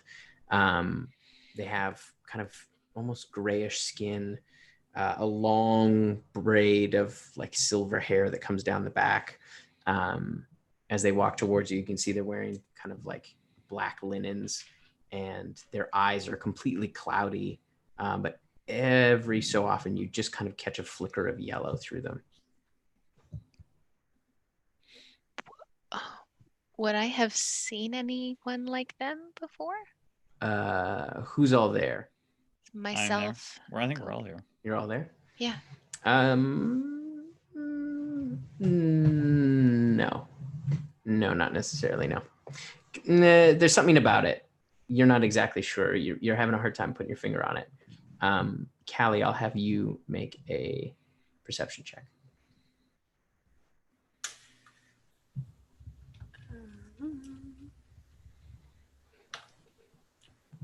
That's 24. 24. Something about this person, you're not exactly sure what it is, but you immediately, there is something about this person that is both familiar but different. Like there is, it's like you feel some kind of connection with this person, but you're having a hard time putting your exact, like a finger on it. But there's an immediate kind of like recognition almost. Is it like angelic sort of? There is something that's, as you're sort of thinking about it, you realize that's sort of what's resonating with you. As you can like, you feel almost like an itch where your wings come out. As they walk up, she's going to say hello in Celestial, see what happens. You see they turn, and they kind of nod their head and reply in Celestial. It is nice to meet another. Wait, are they? Oh no. Oh, Tim. Are they Asmars? Yeah. You recognize that, like, as they say that, there's something about the kind of cadence and tone. You recognize that they are also an Azamar. Callie's never met another Asmar before. Yeah, your party has never met another Azamar before. Wow. Callie would probably start crying, I think. Just like... And they look at you. There are not many of us, from what I know. So it is an honor to meet you. Callie would respond back. I've never met another before. I didn't know who I was for a really long time. I saw your performance in the God's Brawl. It was admirable. Should you ever need a place to train, our doors are open to you. I would love that. She's gonna reach out a hand to shake hands. See, they reach out a hand as well. Kind of grasp yours and theirs, and you can feel like the grip is very strong as they kind of nod their head. She'd So, nod her head. kind of, they turn to the rest of you. What has brought you to my temple? Foremost, it is an honor to meet you. I am High Priestess Nepenthe Lightkeeper of Temple Caracal. We are Blackwater, part of it, anyway. Yes, I am familiar. Nice to meet you. I'm High Priest Kokani, Lightkeeper of Arathis. Pleasure. So many high priests. So many high priests in one place. Yana, a pleasure. Not a high priest. You kind of laugh, this sort of like hearty laugh. We have business of utmost import that seems to be calling us to Gar Yang. And I would unfold the map that we'd found of the Murakara chain. From what we understand, we need to go here, somewhere. One of our party has been having visions, and we believe this is where it's calling him.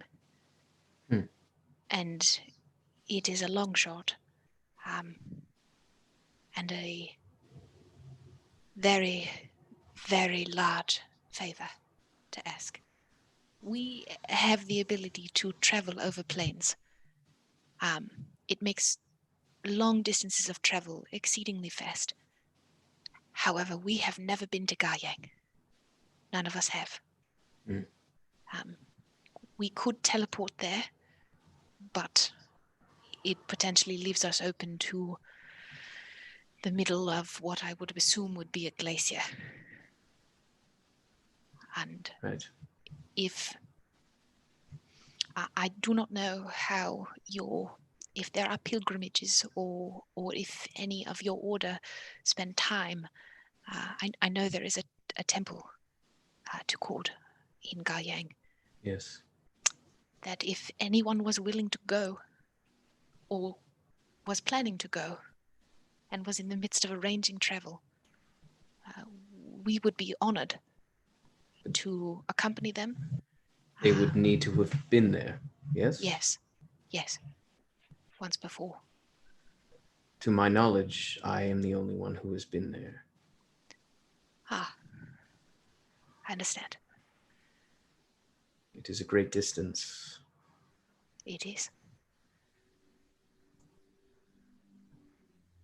I could take you there, but I would need travel back relatively quickly. How quickly? As soon as possible. Yes. The last time I was out of the city was the Battle of Gatestone Keep.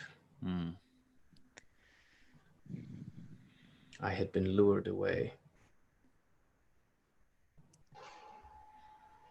Forgive my curiosity. Lured? Yes. Someone came claiming to be from the temple in Gar Yang. Said that it had been attacked. So I arranged quick transportation. And by the time I returned, I found out what had happened. I had been tricked. Ah.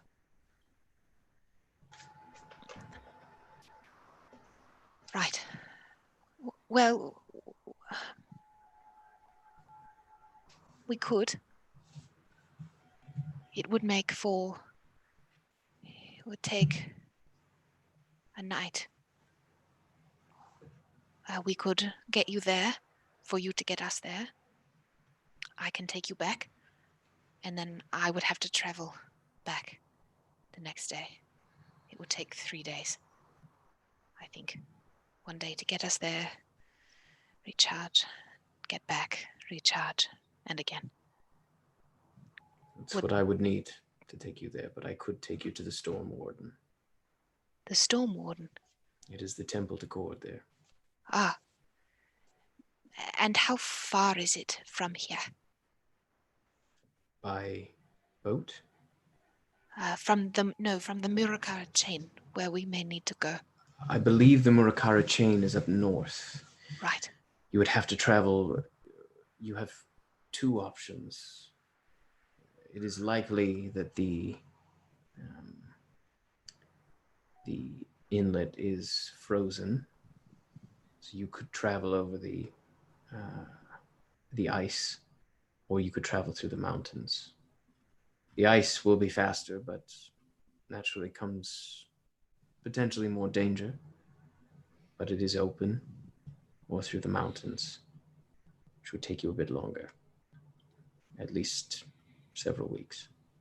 Several weeks through the mountains and shorter across the ice.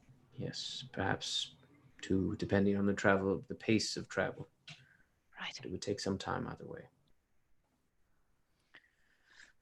What do we think? Any thoughts?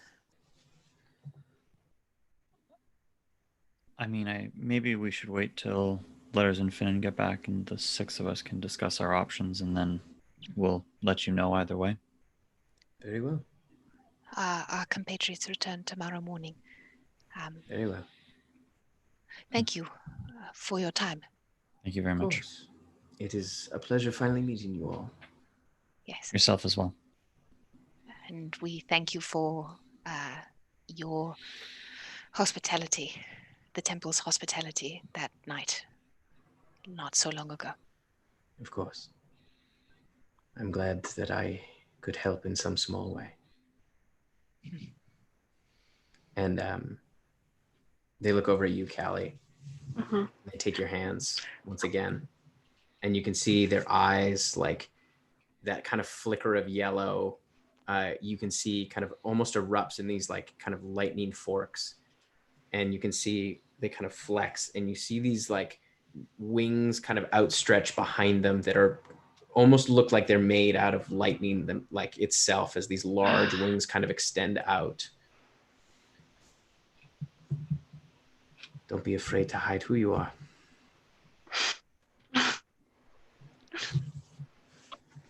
Callie would bring her wings out too. They kind of smile. Nod. She'd start talking in Celestial again. Mm.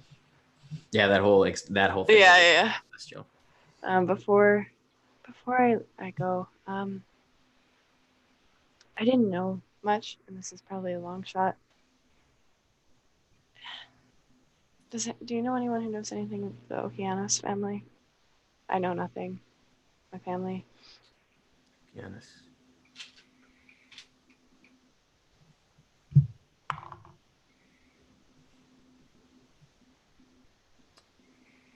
remember hearing that name when I was young.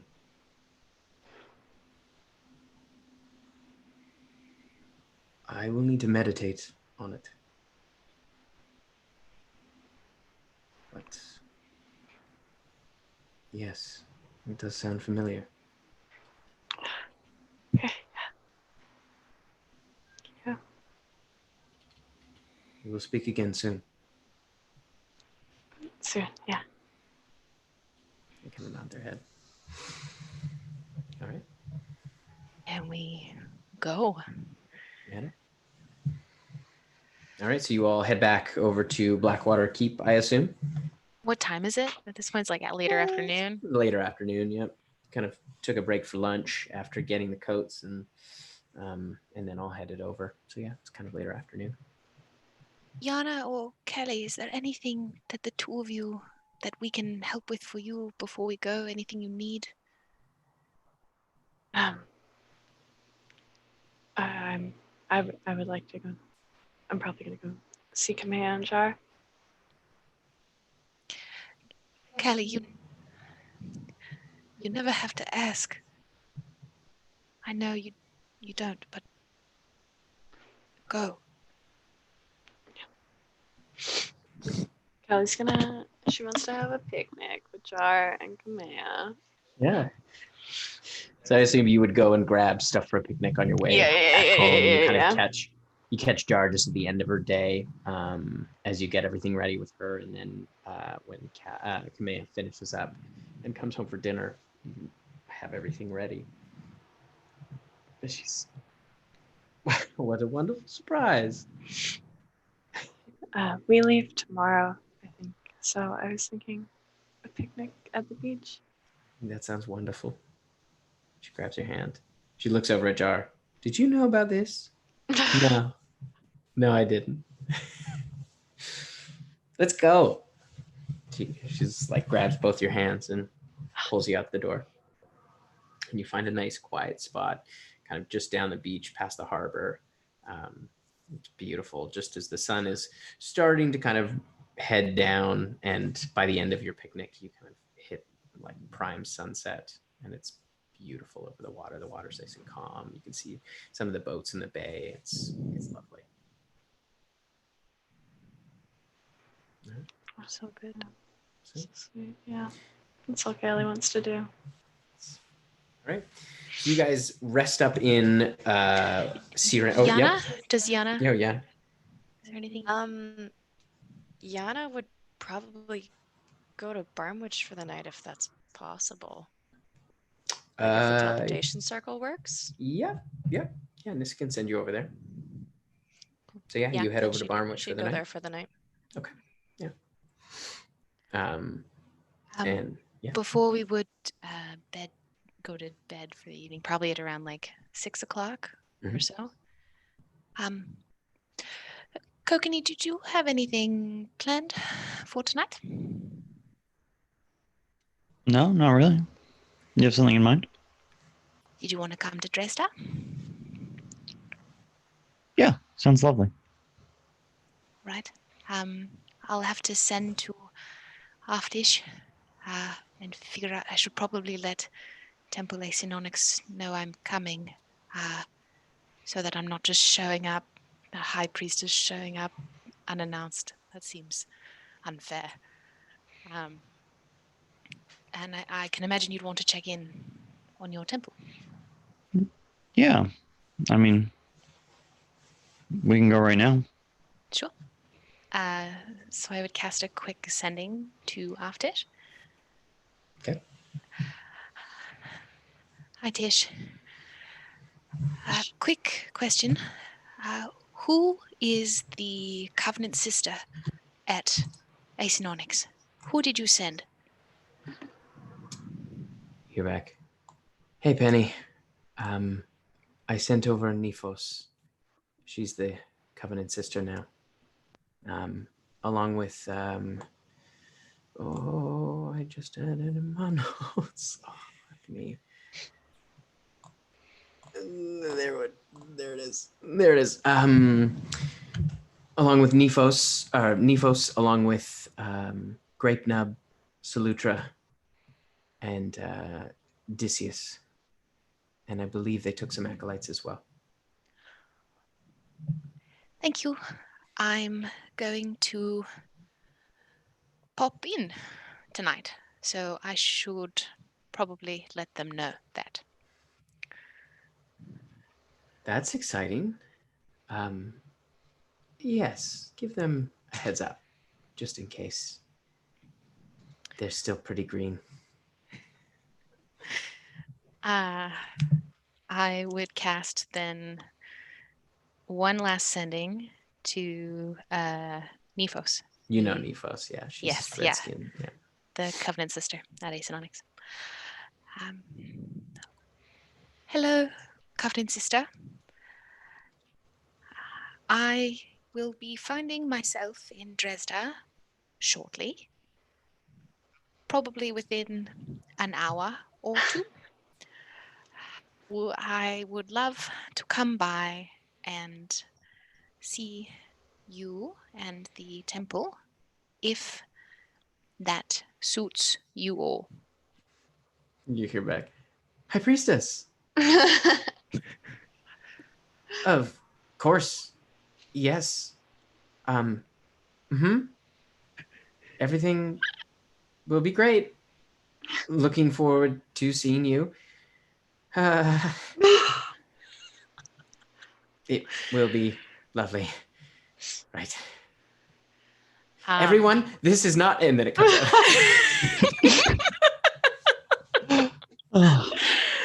Seems like they're gonna do a lot of sweeping between now and when you get there. Nightmare. Like your boss being like, "I'm just gonna pop by. I'll be there in a second." You'd be like, Shall we go check out my temple first? Give them a little bit of time. Yes, goddess. Yes, they will be running around, leaving the horns behind them. So yes, let's go to yours first. So yeah, we would. Shall we? Yes, you grab hands and then up, down. Up, down. Yeah.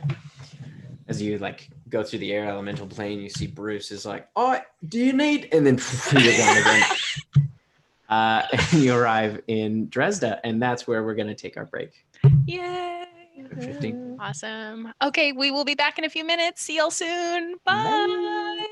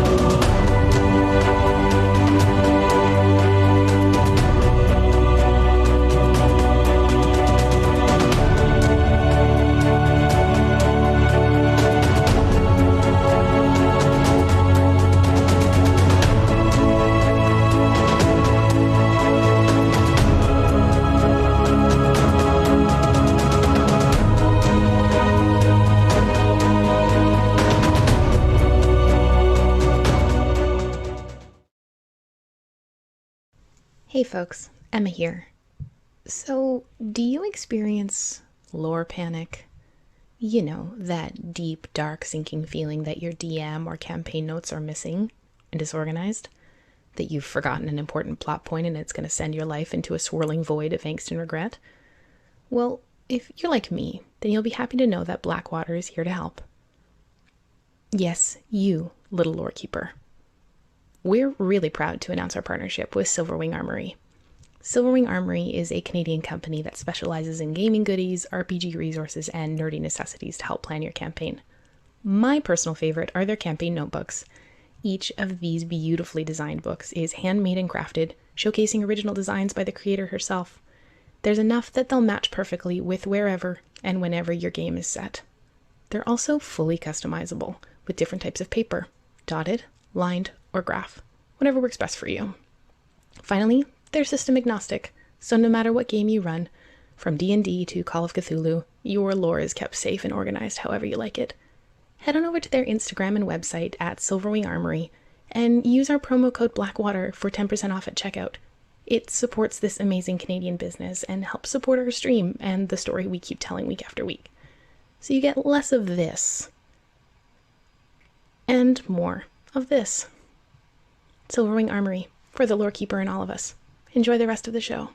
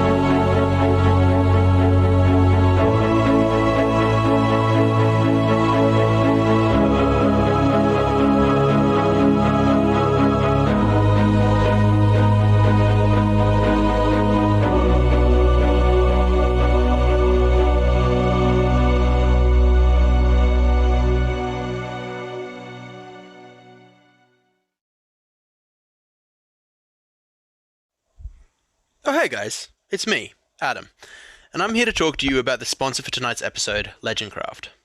Legendcraft is a Canadian woodworking company that makes D&D and tabletop gaming tables and accessories. They are a couple of passionate crafters that create items that will instantly become a highlight of any tabletop or RPG player's game night. An absolute favourite of mine is the Mountain King board gaming table. This table is bonkers cool, looking like it is straight out of a Dwarven King's Hall. It's really unlike anything I've ever seen. We feel really good about endorsing this Canadian business that brings so much passion into something we care so deeply about. So head over to their Instagram at legendcraft.ca to have a look at what they're making and let them know that Blackwater sent you. And if any of you fall in love with any of their amazing products, you can go to their website and use the promo code Blackwater for 5% off. It supports a Canadian business and also helps support our stream in this crazy D&D game we love. Thanks, and enjoy the rest of the show.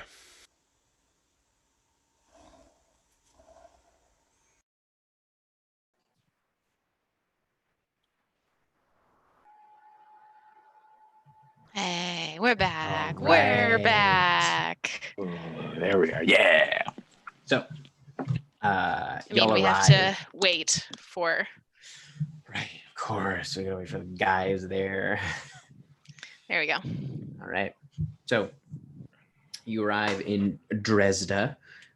It is later. It's like you're into kind of like evening, night. Oh, it's almost nighttime with the time difference. It's like kind of 8 p.m. But you arrive and you can see a number of kind of lanterns throughout the city. It's pretty quiet, but you can see a few people kind of moving around. You see a few Minotaur and things like that moving about. But the city is definitely kind of quiet for the day, done for the day. So you head over to, you're heading over to the temple to Arathis first. What do you think, darling? Do you want to should we go see Blue Ribbon first and catch her before she heads in for the night? Or do you want to go see your temple? What would you like to you're do? right. Let's go deal with Blue Ribbon, and then we'll go to the temple. Give as much time as possible to your acolytes to get the house in order. Yeah. I mean, I hope it's not that far out of order that they need. I'm sure it's fine. I'm sure it's fine. Nifos is very competent. She is wonderful. And I did ask Halfdish to send someone sturdy. So this is a good promotion for Nifos, and she will wear the title of Covenant Sister. Well, I'm sure Letters would say something here about that she's great, but Grape Nubs is really messing it up. Yes. I just feel like that's what I'm sort of like would hear if he was here. But let's go. Okay. Yes. So you head over towards where the docks are, where the main kind of there's kind of the main building of the Dresda Trading Company that they have kind of taken over, and then there is kind of a nearby tavern, like that is kind of right on the harbor front. And as you're kind of walking by, you can hear and you can see there's a number of people. There's Minotaur and all kinds of other people. Kind of, it seems pretty lively. And the Dresda Trading Company looks relatively quiet. There's maybe one kind of small lantern inside. Looks like is on. Shall we check the tavern first? Yes, we can get a drink. Give them more time. Yes, let's do that. You head over to the tavern. You kind of, as you open the door, you kind of are hit with this like wave of like mead smell that kind of permeates, and you can hear there's a band playing, and it's quite lively, and you can see people dancing. And right away, you see Blue Ribbon at a table with a few other Minotaur. And as you kind of step through, you see she kind of turns. Hey. Hi, Blue. How are you? Good. We're well. Well, come here. And she kind of like gestures over. She kind of takes you in a big hug, both of you. Yes. So, what's going on? What brings you around? You want a drink? Let me get you a drink. I'm gonna get you a drink. Sit. Thank you. She kind of calls over the bartender, and you see 3 kind of large steins of mead come over. We had a rare night off, and the ability to get here. So thought we'd come. Well, you came just in time. Now, is it just the two of you that came? Just us two. Just us. For tonight. But I think I'm supposed to do this. And she would look blue up and down, as Leather said. And I would put 750 golds on the table. You did. You said look her up and down. You said Did this I? early. Yes. You She did. kind of she kind of You gives you one of did. these. She gives you one of these. Yes. I have no memory of that. Sorry, continue. When you see him, Yes. you give him one of these, and she lays a big old kiss on your cheek. She just like grabs you and lands a big old wet minotaur kiss on your cheek. It said that this session? Yes. Yeah. Yes. You asked. Yeah. And that's You why I did was the like, best. can I give her a note instead? And you were like, no, you're fine. And I was like, Fugue okay. state. Absolute Sean Deppner fugue state. Numbers. No recollection. Anyways, please continue the scene. Neppy turns almost purple. Like, girl is blushing. All right. I will pass that back to him. Great. The money's for the company, so he said. Oh, sure. How have things been? How is the city? Good. Things are good. People are happy. People are drinking and working, and it's exciting. I don't know how to describe it. It's all so new, and everyone's excited. It's a lot of fun. Everyone has settled in. The Minotaur who have come over. Oh yeah, there's plenty of space for everyone. Everyone's able to set up shop or home where they like. It's incredible. And trade? It's good. It's starting. We've already got a few contracts lined up, and it's growing, and we're in the process of building a few ships as we speak. Expanding the fleet.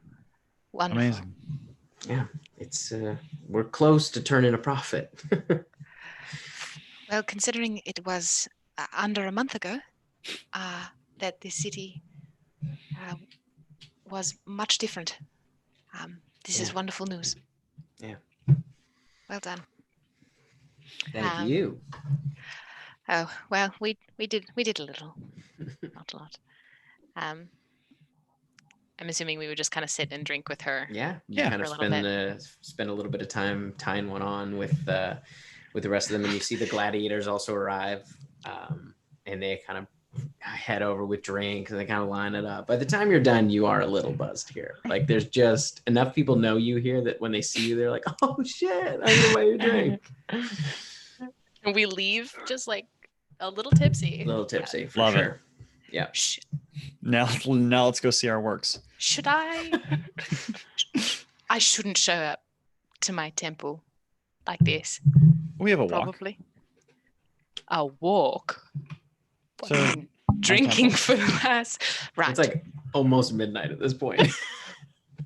Right. Your temple first, and then mine. Yes. Yeah. Let's go. All right. So you head over to the Temple of Arathis, and you can see it's dark. Like there's, you don't see any lights on. There's no lanterns around. But the door seems to be locked when you arrive. You know who works here? I have no idea. Pick the lock. Pick the lock. I mean, there are two options. There's a handful of options. Yes. You could pick the lock. Okay. We could go up on the roof. Yep. We could. I mean, we've been inside. We have. You could just dimension door us inside. We could. But these are all not maybe fitting of your station. Does it count as breaking and entering if you're the high priest of the religion? My favorite thing that knock hasn't come up here. Knock on the door hasn't been thrown in here. Why would you knock? Why would you knock on the door? So late. No, I don't think it's breaking and entering. They might think we are trying to break in. What do you think? I trust your judgment. This is I called ahead. I did my job. No, you for sure did better than I did. I'm sort of new to this whole thing. I mean, I'm at the moment like I'm new to just having 2 temples. I don't think I can call both of them like a temple of Arathis. They need names, right? Like yours? Yes. Okay. Do you want to name them? I mean, you asked me to name something, so.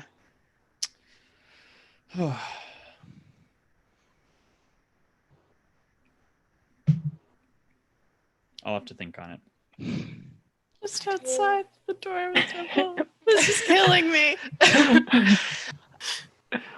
I mean, this is your temple. I defer to you. I just walk into mine. Why would you lock our temple? Yeah, I've got no idea. We should probably just knock and say hi. I defer to your judgment. Yeah. Okay. Darling. Sure. Crazy. Let's go. Knock on the door. Yeah, you knock on the door. You kind of hear it. A bit of time goes by, and you kind of listen in, and you can hear some shuffling on the other side. You hear kind of like a muffled, "Hello." Hi. It's The temple's closed right now. It's me, Kokanee Lightkeeper. I'm just checking in.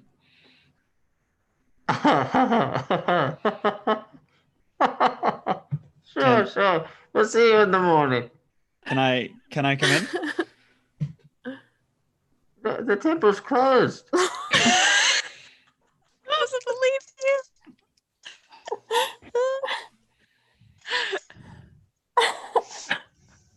Dear, may I have your hand? Yes, of course, darling. Yeah, I'll dimension door in. Just to the other side of You the door. can't see inside. I don't have to. He's been inside I'll before. spot within 500 feet. You like pop in and you see there's like an older gnome kind of turned like, oh, that's crazy. And then he looks over, oh, hi. Oh, are you okay? No, I just need a second. Oh. No, I'm good. Hi. Was that? I'm so sorry. I really didn't think it was you. I just assumed that if it was you, you would have let yourself in. It's locked. Don't you have a key? No. Right, we installed the doors after you left. Oh my goodness, I'm so sorry. I will get you a key. No, please. It's totally fine. You can see he heads over what's to your them. name? My name is Gonal Buttonbrig. Gonald. Gonal, yes. Gonald, nice to meet you.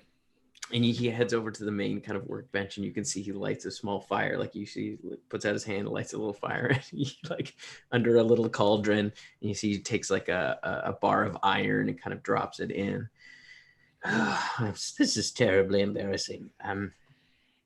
Sorry, we didn't ever formally meet. I've seen your work. I'm familiar with. I'm actually from Wolfreen originally, but Shenkik originally, but then in Wolfreen. And then I decided to come here. Well, it's lovely to meet you, Gonal. Yes. Gonal. No D. That's just Gonal. Yes. What have they done to the place? Like, what is it? Yeah. You can see it. It is very reminiscent of the temple in Wolfreen. You can see the interior has been modeled kind of after that, and Gonal kind of fills you in that a few priests or apprentices, they've kind of taken on the epithet of apprentice as priests, have come over and Very recruited good branding. a few new apprentices here, but Gonal is one of 3 that live at the temple. and kind of tend to things. And it's like it's a bit more rudimentary, obviously, than the temple in Wolfrine. But you can see the beginnings of like beautiful carvings in the sandstone that have begun. The kind of main pillars around the edge, like the temple in Wolfrine is circular. This one is square. So the way it's set up is kind of, there's sort of pews on three sides, and then kind of the center workshop area. And then in behind that, there is kind of like, they constructed a wall essentially that in behind that is where the quarters are. And you can see there's like braziers kind of all around the center, on the pillars on each one and along the edges of the pews. And the large doors have been like reinforced and kind of set up with like steel plating so they can begin to carve designs into that as well. And like as he's kind of filling you in on everything, he's like, you can see he's just like crafting a new key, and he's got his key out and he's poured it like a mold, and he's like going through the whole motions of like making you a key as he's talking to you. So yeah, it's been very good. People are coming, people are coming out for Arathis. It's very cool. That's very good to hear. It looks like you guys have done great work with the place. Well, we're trying, and we're out there too. We're helping people rebuild homes and things like that. Because there's a lot of empty real estate, so people are finding places, but they want to fix it up. They want to make it their own. So we're leading workshops and we're helping, and people are coming, and it's good. I feel like we're really building something. Feels good, huh? Yeah, it feels great. I mean, if you wanted to do a service tomorrow even, or any insight that you might have would be greatly appreciated. I mean, we're really just sort of going on, what we've picked up from you and some of the text that we have, but it's all pretty, can I be honest with you, High Priest? Please. It really feels like sometimes I'm flying by the seat of my pants, and sometimes I'm out there. It just feels like I'm just on autopilot. I like it's working through me, and I don't. It's I get a bit overwhelmed sometimes. I know that more than you know. This is first time being a high priest as well. Yeah. Okay, well, that's good. Yeah. I mean, we can get back very easily in the morning without plane shifting. So if you wish, darling, we can come back in the morning hours. How are we getting back in the morning?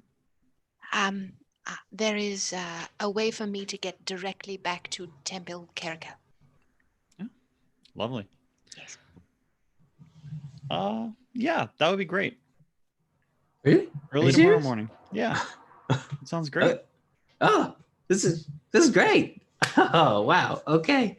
Do you need a place to stay tonight? We can set you up with? No, I don't want to impose. I think I'll be staying with my wife tonight. Oh, okay. Well, I don't. Sorry, you guys haven't met. This is High Priestess Nepentha. I know who you are. It's wonderful to meet you, Gonal Gunbreak. It's a real pleasure. This is a beautiful place. You have done wonderful. It's been a community effort. It's not just me. If there is any way my priestesses may be of assistance for you, you are always welcome to go and check in with them. Yeah, sure. Yeah. Okay. They are new here too, and adjusting. Yeah. No, they're great.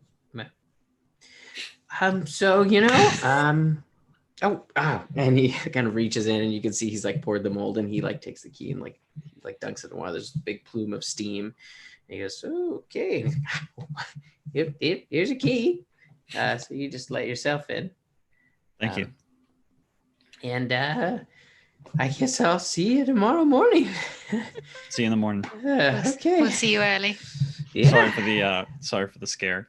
Oh, no, this is exciting. I'm probably gonna be up all night. I'll be honest. Well, I'll see you tomorrow. Okay. I realized that Kokanee carries 0 keys. I was like, oh, put it on my keychain. Like, what would I have a key to? That's true. A key? Yeah. Wouldn't you have a key to the keep? I just figured we didn't lock the keep. I'm going to be honest. We do have a magic password that we all know and have. Yeah, there's a magic Set up. password. Guard. You have a guard. We have a guard. We have a guard. I don't know. I don't see. This will be the start of my key ring. Shall we go see your temple? Yes, it's wonderful, darling. They have done well here. I'm excited to hear you speak in the morning. Yeah, I guess I got to figure that out. You've written a sermon before. Yes. You'll do fine. I have. You are right. You are right. But if you want to run it by me before we go to bed, you can. No. It's fine. I'll probably be up half the night figuring it out anyway. Right. Well, let's walk off the rest of that mead and go see Ace and Onyx, shall we? Yes. All right. Let's do So you head over to Ace and Onyx. You can see there are a few candles on inside. The door is kind of slightly ajar. And you head inside and you can see all of the priestesses and the summit and the acolytes are all in prayer.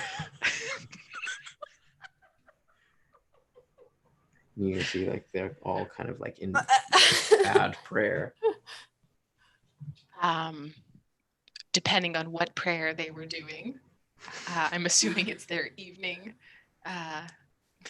vespers. It's their evening vespers, but it's like 2 a.m. It's a little late for evening vespers. I would sit down and join them and simply participate in evening vespers with them until they were done. You can see as Nephos kind of clocks that you're there, you kind of hit a crest of the prayer and kind of finish it up as they all like Tim, can I roll insight? Does it seem like they've been praying for like 4 hours hoping that she'd come in when they're praying? Make an insight check. That will be No. Bless their hearts. 18. It's 100% the kid who goes to the door and is the teacher coming back? Oh, okay, she's coming. Everybody pray. You can tell by the way they're like, oh, fuck. Like they're all stretching out. Like they have been at this for 4 hours at least. Like ever since you sent that message, they were just like, oh shit. And it seems like they have been in these positions for a while. You see Grape Nub is like, oh, I'm out of here. And he's like, hi, priestess. It's good to see you. Wonderful to see you, Grebnum. How are you? How is Dresda for you? It's nice. It is, isn't it? It's nice. Right. And congratulations on your robes also. Thank you. Yeah. Yes. Thank you. I appreciate it. How was your swim? Refreshing. It was I felt my soul refreshed. That's wonderful. Guys, she's the bad guy. Somewhere out there, Letters just starts sweating. Forced my hand to make her so terrible. She's perfect. She's perfect, Tim. Well, I will let you to bed. Yeah. Good night, priestess. Good night, priestess. You can see some of the acolytes are just like trying to stifle yawns. And I just go, all of you, go. Nephos comes over. It's so good to see you. Hi, priestess. Thank you so much. It was a big prayer night tonight. I haven't seen the Afraji done that passionately in a very long time. So it was a rejuvenating experience. Thank you for allowing me to join you. I'm so glad you could be a part of it. Yes. Thank you. Nephos, breathe. It's just, hi, priestess. It has been going very well. We just weren't expecting a visit so soon. You never need to put on the pomp and circumstance for me. Right. I mean, maybe a little bit, right? Maybe a little bit, but I'm here just to make sure that everything is going all right. It is. And it was a good exercise for the acolytes. And a good step in your role as Covenant Sister. Thank you. How are you faring? Well, it's been going really well. Good. We have been a comfort to a number of people who have lost loved ones. And I think we're helping heal the wound. That's wonderful. You should be very proud of yourself. This is not an easy posting. Yes. It will take time.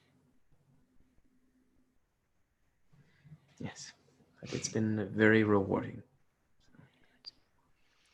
The rock, Tim. Is it still here? Mm-hmm. Yeah. Oh, yeah. Oh. Nephos, has anything happened with the rock? No, I don't believe so. Next time you have a chance, go sit on top of it and go pray on it. Okay. The first time I walked into this place, I sat atop the rock, and that is how I knew this was going to be Ace and Onyx. Oh. So I carry a little bit of the rock with me. Okay, I do that. Good. And you call anytime. Of course. And as I said before, I'm very proud of you. Thank you. Good. Now this may be a stretch. Did they install High Priestess quarters here? We have a room made up for you. Oh, that's wonderful. The High Priest and I will be staying here. Is that all right with you, Covenant Sister? Of course. It's nothing terribly fancy. I'm sorry, we haven't been able to get proper linens and things, so it's a bit sparse. But there are blankets. It's just. Nephos put it this way: 3 nights ago, I was sleeping in a cave. It's better than a cave. Perfect. I think. Good night. We'll see you in the morning. Ushers you over to where the High Priestess quarters are. And you can see it's a very sparse room. There is kind of like a hay bed with a quilt over top, and there's another kind of woolen blanket on that. And there's a small hearth in the corner. That's kind of about it. It's all right for you? Better than a cave. Better than a cave. Right. All right. So we'll jump back over the pond just before we kind of settle in for a rest. But hey, Matt. One second. Oh, sorry. So Yana, you are in Barmwich. Barmwich, of course. And you arrive in kind of sort of like dusk, basically. It's not too much ahead of Wolverine. It's only about, I think, 2 hours. So it's like kind of dinner time. It's like just before dinner time. So you're kind of hit with that, like you can smell all of the like collective dinners of Barmwich just kind of drifting out of houses and things like that. It's a very warm and familiar smell. What would you like to do? She'd head over, I think, to her dad's house because she was at her mom's house last. And maybe stay for a bite and catch up. Yeah. And then she'd take some dessert with her when she left. Okay. Yeah, your dad is overjoyed to see. Oh, it's so good to see you. Hi, Dad. Oh, come in. And you can see his She gives table him is a just big like hug. stacked with papers, and he's just like, "Oh, let me just move this one. Sorry, I've been helping Ulrich, and it's been busy." But here, I bet. here. And you wanted to do all this on your own? Well, It's a lot of work. I love my work. What can I say? It feels good to be useful again. So, how have you been? Good. I forget how long it's been since I was here. We were in like this weird cave, money, pyramid scheme that brought back a god. That was concerning. But we're working on it. If you run across anybody who really likes platinum or like shiny dragons, maybe don't trust them or go into business with them in any way. That's my advice right now. Yeah, but we fixed the sky, so that's good. But I've seen you since then. Yeah. A lot of things have been going on. We're going up north soon to Gar Yang, I think. All right. Yeah. Very Which well. is going to be pretty cold. What are you going up there for? Finin has to do some things to do with his patron. So, not Dave, the other one. He has a new patron. I can't remember if I told you that. But Yes, yeah. no, you mentioned the new. Mm-hmm. Yes, of course. Lauven, right? Yeah. Yeah. So we're going exciting. up there. Maybe we'll find out. Do you need a scarf? You're probably gonna need a scarf. 1 second. And he kind of he pulls out like a big old long multicolored scarf. This scarf has been in our family a long time. Okay, so you take good care of it. Okay. Keep you warm, and it is like a beautiful like wool scarf. It kind of wraps it around you. I imagine she's seen her dad like wearing this so many times as a kid, and she's just like, totally like a child again. Like, I get to keep it. As long as you bring it back in one piece. Of course. If you don't lose it, I will not. Every member of our family knits on a square. That's why it's so long. There's been a lot of wild cloaks. I'll add to it. If I bring it back. Yeah. I think I'll go visit Mom before I have to she'd go like home. That. That's probably a good idea. She'd like that. Do you mind if I take some dessert with me? Oh, absolutely, of course. I have just this one second. And he brings out like a tray of like butter tarts. I just made these the other day. Just made them. Take as many as you like. Hey, take the whole tray. Take them. Okay. It gives you this big tray of butter tarts. Thanks, Dad. No problem. It's good to see you. Thanks for stopping by. I will as soon as I can. I hope I can stay for longer next time. Of course. I know you're busy, but it's always good to see you. Don't get into too much trouble, okay? No, I can't. I'm too old. Dad, I wouldn't put it past you. Gives you a big hug. And kind of sends you on your way as you head out into the kind of cool night air later in the evening. Yeah. She wouldn't go right to her mom's house. She'd stop by, I guess. Does Barnwich have a cemetery? Yep. Kind of just outside the edges of the wall.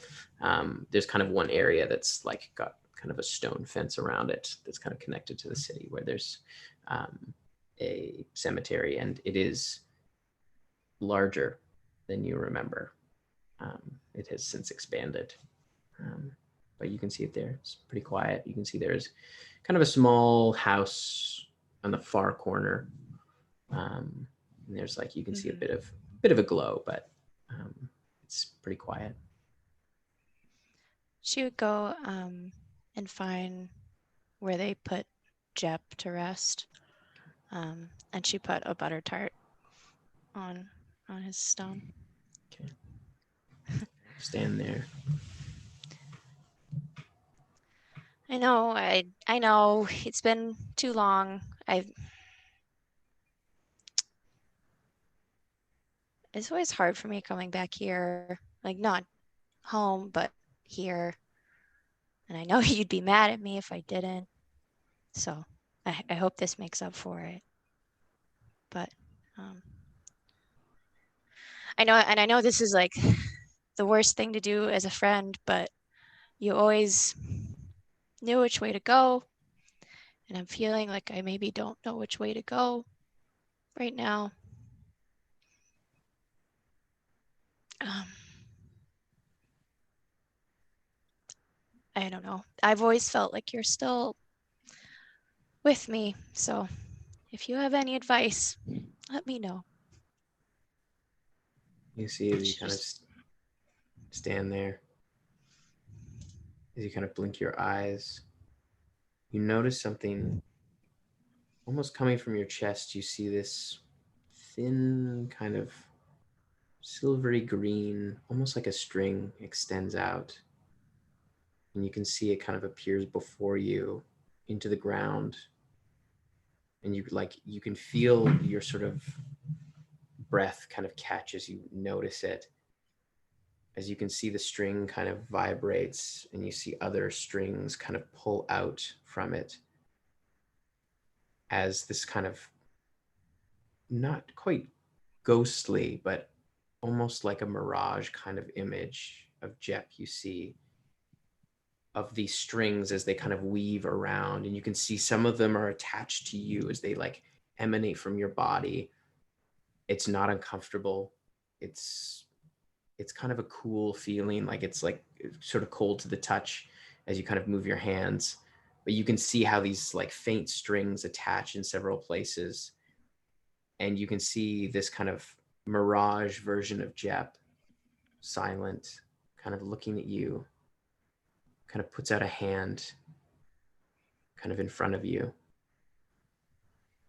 And as you raise your hand, it kind of slips against his, and you feel this kind of cool sensation all throughout. And as he pulls away, you can see these strands kind of pull and vibrate, and some kind of snap and disappear into kind of a mist. And then he kind of puts them back. He kind of nods his head. And you see he waves his hand, and you see the air before you sort of shimmer in this kind of almost rainbow-like arc as you see thousands upon thousands upon thousands. Like your vision almost goes into this sort of microscopic view as you see thousands upon thousands of strings around you. As everything around you, you can see these strings connecting between each headstone, between the grass, between what you can now see almost through the headstones and the graves beneath you. You can see there are bodies, there are bones. You can see all of these tiny, minuscule strings attaching to everything. As you see Jep kind of standing, like as your vision kind of comes back into the macro and you look at Jep, he kind of like pulls his hands down around you, and you see where this kind of greenish energy appears sort of around you. And you can see as you're breathing, you see it expand and contract along with your breath. And he shows you as he like reaches out and kind of puts his hand against where the edges of that field is. He kind of pulls it out, and you can see it start to radiate out, and the strings around it start to change into that kind of greenish color and then retract.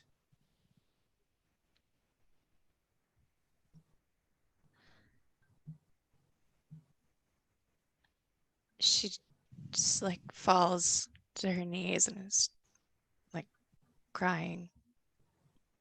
You see the image kind of floats down and kind of takes your face. And you can see his ghostly sort of arms wrap around you. And as he hugs, you feel this sort of, almost as if he absorbs into you. And you can see kind of along your arms as it starts, the visions start to fade, the strings start to fade, but you can see them just kind of delicately traced over your hands and your arms as they kind of fade away. Your vision is back to normal in a cool evening. Thank you. She puts another butter tart down.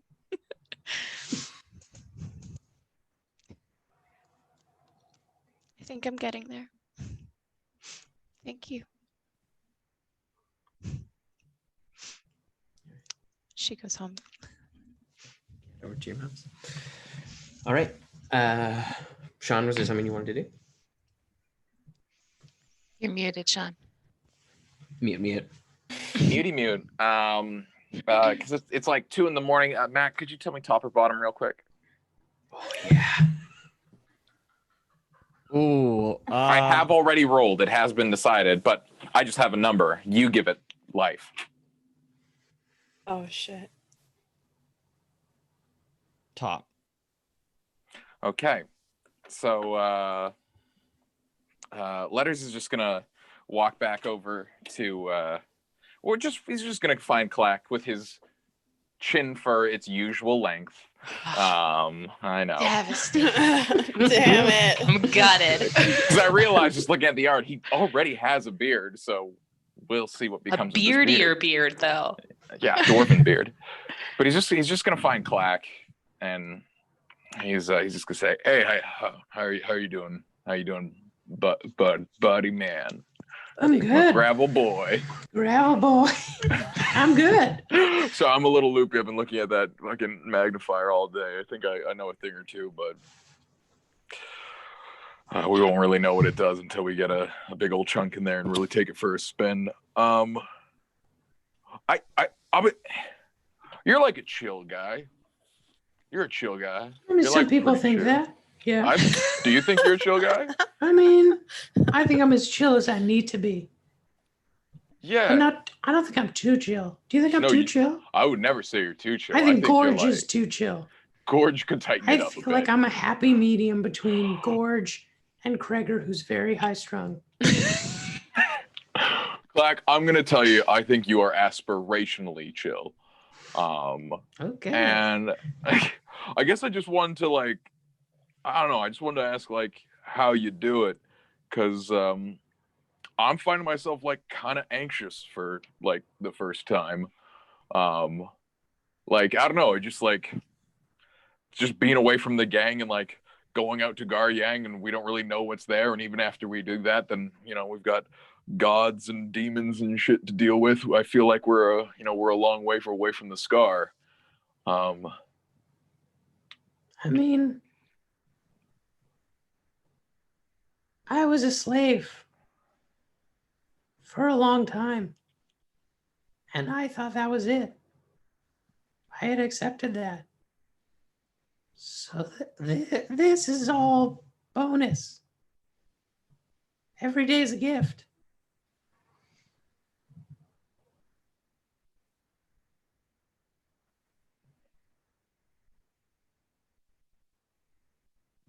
Yeah. No, you're right. You want to do just a tiny drum circle just before we call her a night? Okay, Absolutely. cool. I'd like that a lot. You think Magrin and Golar would like to try it? I mean, yeah, do we have enough drums, though? I always bring extra drums. Yeah, I mean, that's a good call. They're small, they're travel size, but Yeah, of course. I mean, are you nervous about going up north? I don't know. The whole money pit thing got me thinking that maybe we're kind of behind the ball as it is. I guess I'm worried we'll get there, and we didn't get there fast enough. But there's only so fast I can teleport. Yeah. So we'll when we get there, we'll deal with whatever's there, and that's all we can do, I think. Yeah. Are you nervous about going north? I mean, I don't love snow. I'll be honest. I don't love snow. Well, I'll tell you this. But It's not because I feel the cold. I don't really feel the cold. It's because it's water. I know what it is. I know it's frozen water. Yeah. But check it out. Lakes, usually not your jam, right? Because you'll fall right in. When there's snow, frozen lakes. It's just ice. What if I... You can just walk on it. It's like water, but rock. Doesn't make me feel better. No? No, it's under there. I know it's down there waiting for me. It is waiting Just for you. swallow me whole. But no, we got that potion for you. You munch that and you're good to go. Yeah, You'll walk out. Yeah. You're right. So I will say Clack has a ring of water walking. He has that. I can't be sure. Is it always on? I don't know. So someone could cast the spell magic. Exactly. And then it'd be under. We should get you a cape of control water. So like water does your bidding. Ooh, I don't think we have enough water themed magic for you. Yeah. I mean, I don't know if I'm ready to dive into that. You know, like you never have to dive into it. You can just walk on top of it forever. Yeah, exactly. That's what the ring's for. Yeah. You can walk on it and then dip your head in and breathe it. That's your choice. Will it still be in me after the potion wears off? I mean, I feel like water in my system would not be great. You know what? Tell you what. Let's bongo keep this it pretty dry. You know, keep it pretty dry. I mean, yeah, keep it dry and dusty. That's what we do. Yeah. Tell you what. We don't have to test it. If it does come to it, you've got the potion. Yeah. That's for emergencies. Okay. All right. So you guys. Hey, Golar, this is a djembe. Oh. Yeah, I know a djembe. He's like pretty good on the djembe. And Magrin is like, okay. Less sold. Golar seems pretty into it. Hey, Magrin, you want to do up a set of steel drums? I mean, yeah, sure. Only if you want to. I can whip something up. She takes a plate from one of the iron golems that she had been like using for scrap. She kind of chucks it in the hearth, warm it up. All right, so you guys have your rest. You all rest in your various places. The morning comes. How do you all want to, or do you want to, I don't know if you want to do your sermon or just talk through it. Okay. Yeah, we'll dive through it. All right, so yeah, you come. It's pretty busy. It's like a pretty busy morning service. It seems like it's like at least 3/4 full. Wow, I for sure cast enhance ability for charisma on myself before I go in. Right. I am a man who knows my limitations. All right. Poisoning people. Let's go in there. All right. So yeah, you step up to the bench, and you see everyone's kind of like, this kind of a hush falls over the crowd, whispers of excitement. And you see Gonal's there. It's like, hey, okay, and very excited. We're all very excited. A visit from the High Priest, Kokanee Lightkeeper himself. Please, everyone, give him a warm welcome. There's kind of a big round of applause. Oh, whenever you're ready, you can do your thing. Thank you so much, Gonal. Hello, everybody. It's lovely to be in Dresda again. It's a lot nicer than when I was last here. You guys have all been doing kind of laugh. Excellent work. I'm gonna keep this short for a couple of reasons. Number one, I'm not a great public speaker. Number two, my wife informs me that we have to be on another continent later today. So, but I will say, if I've learned a couple of things in my time with Arathis, one of the biggest ones is that one of the most beautiful things that you can have in the world is a blank canvas. A fresh start from which you get to build. That's why I'm a follower of Arathis myself. I mean, she's amazing in so many ways, but she's provided such guidance and inspiration to myself to build on those in my life. And this city here it is the same way. A blank canvas for all of you to build, to make your own lives, to make your own homes the way that you want it. And I think that's very beautiful, but something that I think is even more beautiful than that, and what makes it so nice that we've built this place here, is there's something really beautiful about helping other people fill in their blank canvases. You've got a city here where lots of people have lost so much and are looking to build a new life, and the people in this room are talented and creative and have the ability to give themselves to make a better life for everybody in this city. And I think that's very beautiful. I realize that this temple doesn't have a name yet, and I put a little bit of thought into it and chatted with Arathis a little bit about it. And I'm thinking that the workshop of the new dawn is very fitting for the new start that all of you get to have. But everyone just erupts in applause. But thank you so much for having me here to speak for just a few minutes. I'll be around for a couple minutes if anybody wants to chat. Okay. You finish up, everyone is clapping. Gonal kind of comes over and goes, "That was incredible. Wow. I love the new name. We'll get right on a sign, and thank you so much again. Thank you." Well, if you ever need anything, let me know. You guys, you're good for everything here, money. Yes, of course. Stuff. Yeah, no, you know anything? Yeah, we're just fine. We're just fine. People have been very generous, and it's been good. But I think some of the parishioners may want to see you. And you see, like, as you kind of turn around, there is just like a mass of people kind of moving towards you, wanting to kind of greet you and thank you and kind of pay their respects. I shake some hands, kiss some babies. Yeah, pretty much, yeah.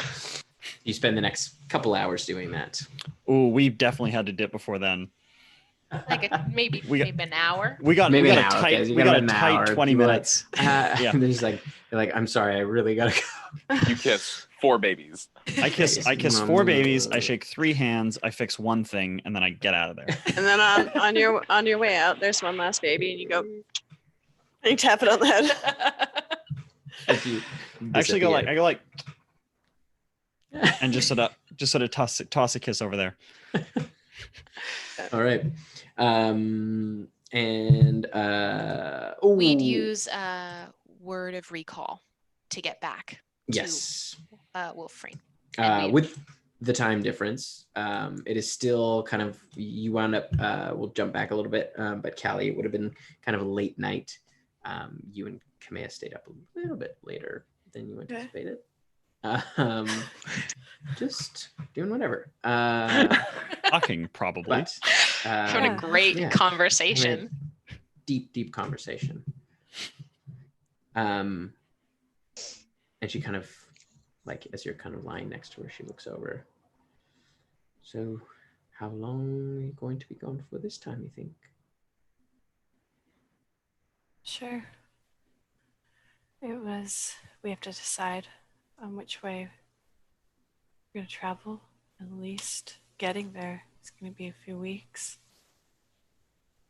Did you know that the Temple of Court had Asimars? No. I have met the Archon, Ram. Yeah. But I was not aware that they were an Asimar. I've never met another Asimar before. They said that they think they know something about my family. Really? My name. Yeah. That's amazing. So. Wow. All right. Yeah, I don't know much, so finding something out will be nice, I think. I hope. I hope it's good. I'll be happy to check in with Rom if you'd like, or... That would be nice, yeah. Of course. I will also let them know if they need access to our archives or anything like that. They are more than welcome. Of course. Thank you. Do you ever think about time and how much time we have together? Does that ever cross your mind? Sometimes, yes.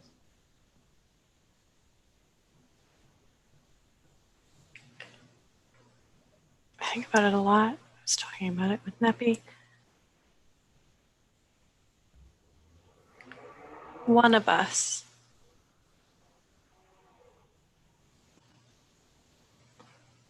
is going to be left without the other for a bit. It's a possibility, yes. But she kind of takes your hand. That is a long ways away. And we cannot live there. We can only live right here. You're right, yeah. I just love you a lot. I love you too. And I can't imagine life without you. Don't worry. You won't have to. Not for a very, very, very long time.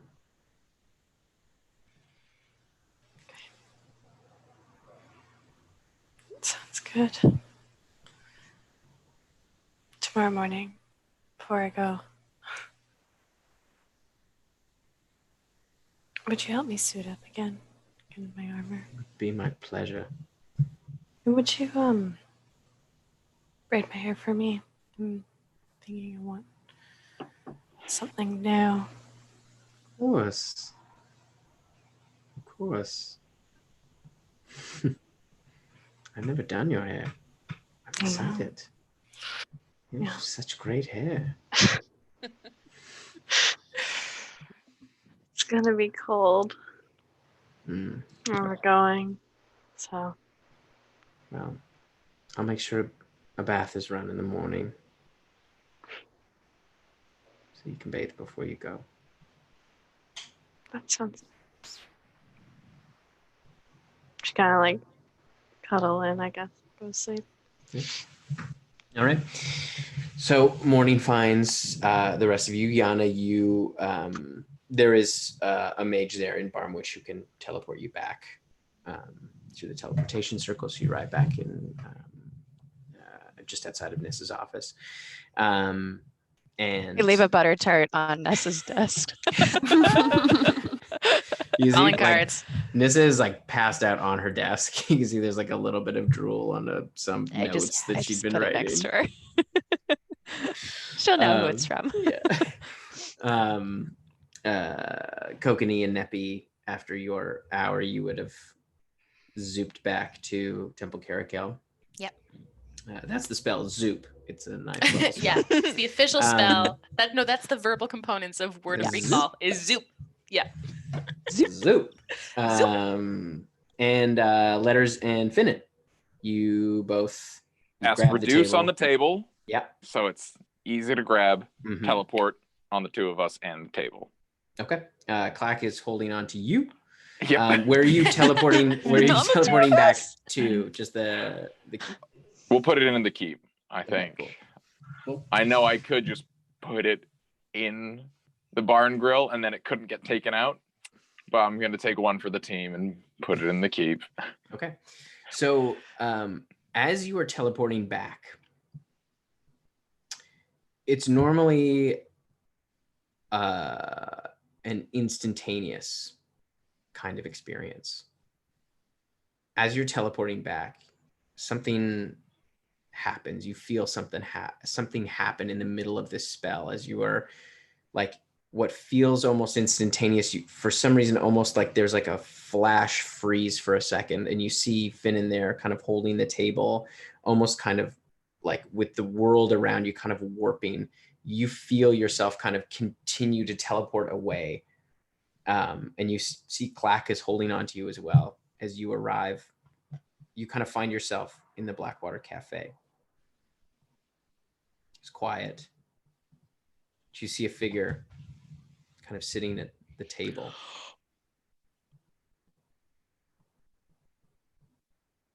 Letters.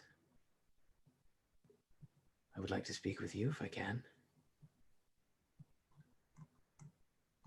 And you kind of like, it's difficult to make out in the dark, but you can see there's kind of like a purple crystal kind of floating in the air that's casting a little bit of light over a familiar face.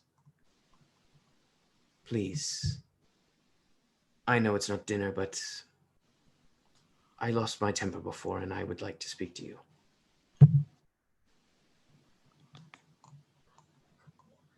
Volkath.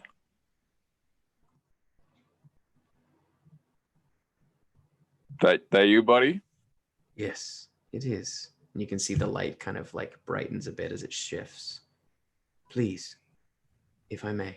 Yeah, okay. Want me to do you up some scrambled eggs? They are very itchy. Yeah, just to sit between us. Yeah. Hey, where's Finin? Is he okay?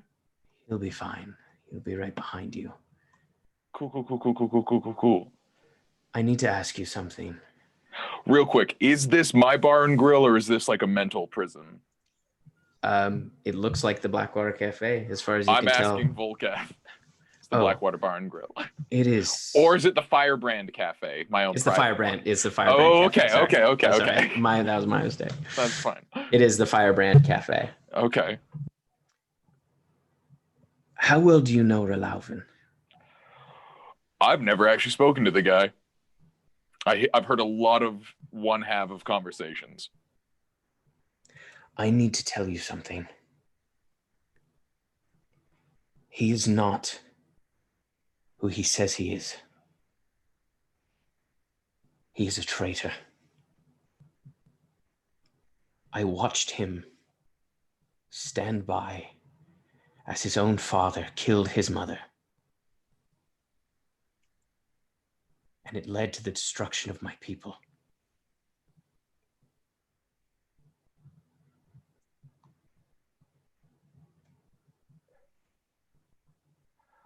And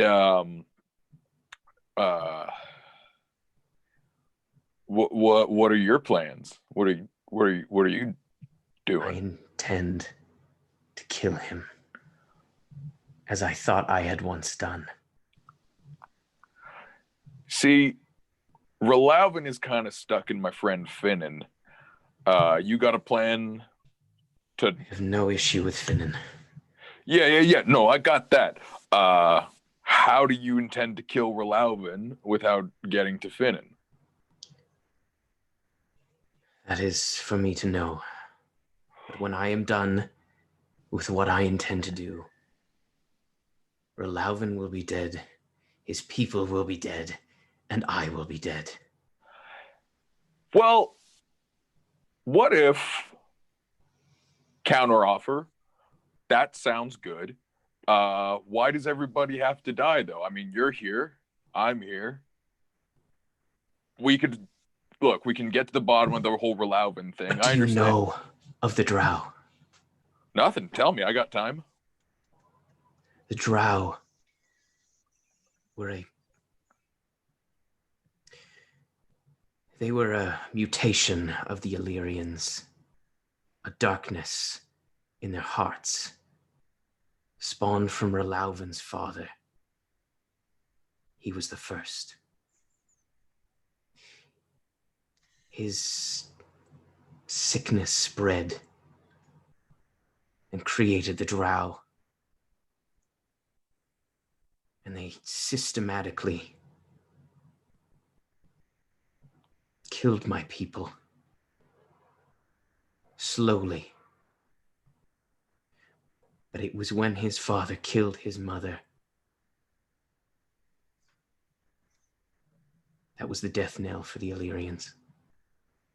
When I saw an opportunity to escape that ring and take this form, and you can see he's like visibly disgusted. The first thing I did was scour Terrace for any Illyrians. They're all gone. But there are drow everywhere.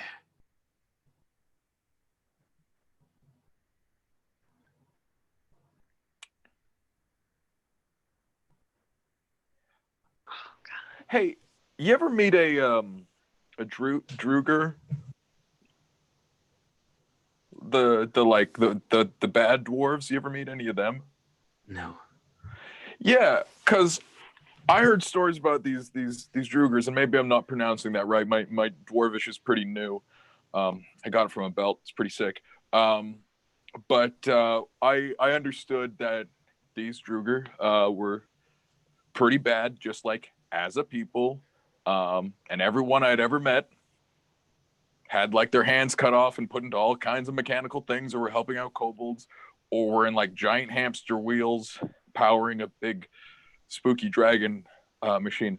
But then we talked to this guy Golar, who we captured because he was one of our enemies, and we're like, do we kill this guy? Do we not? And well, it was like, well, this guy's just a Druger. He's one of the bad dwarves. But then we like talked to him for a while, and like Golar is actually pretty cool. He plays a mean djembe. He's helping out a friend, and he's kind of really turning his life around. Used to work for a very evil god. I'm really sorry about your people. That really, really sucks. But I feel like few millennia on, whatever drow are still around, they didn't have anything to do with whatever happened back in the day. Relauven's still around. You got beef with him. We can figure something out about that. But I mean, they're the great grandkids of whatever happened there, right? Like a great evil. And Relauven had a chance to stop it. He was the only one who could have. But he was a coward. He turned his back on the Illyrians. He could have broke her to peace. He could have killed his father. But he walked away. Volketh, you ever kill a parent before?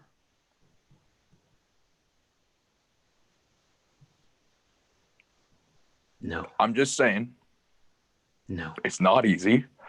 And I wasn't there when that happened with Relauven. And sounds like you are justifiably angry. You know what we can do? I'm a pretty strong wizard, and you're clearly pretty strong. We can just sit down and talk it out. And I can get all my gang to play peacemaker here. And we don't have to do any of this cloak and dagger stuff. We can just sit down right here in the Firebrand Cafe.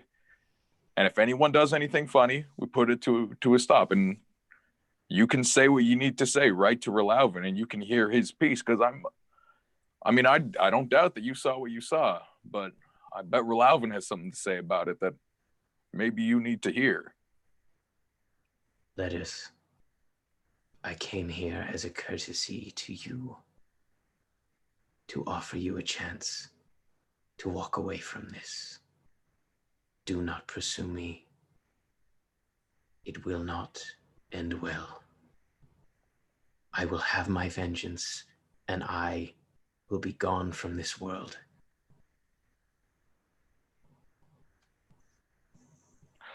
Volketh, please don't do that.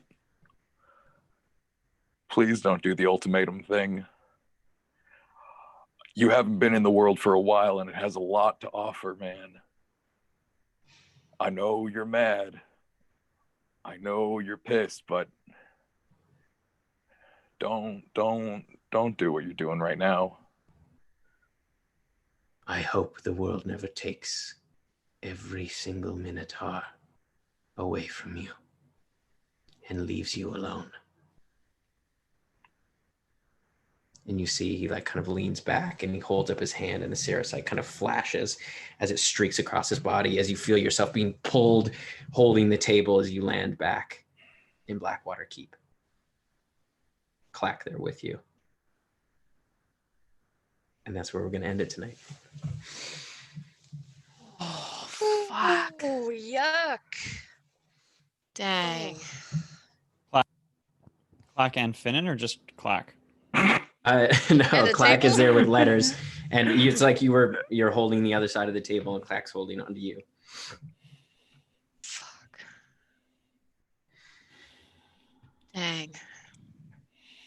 Dang. Thank you all so much for sticking around with us. I think there's some nights that we forget that we're on the internet. And I think this is one of them. We love you all very much, and we're really honored that you are spending your Saturday nights coming to sit with us at our table and hang out with us and share your love for this story and these characters as much as we do. We will be back on Monday with Chatwater.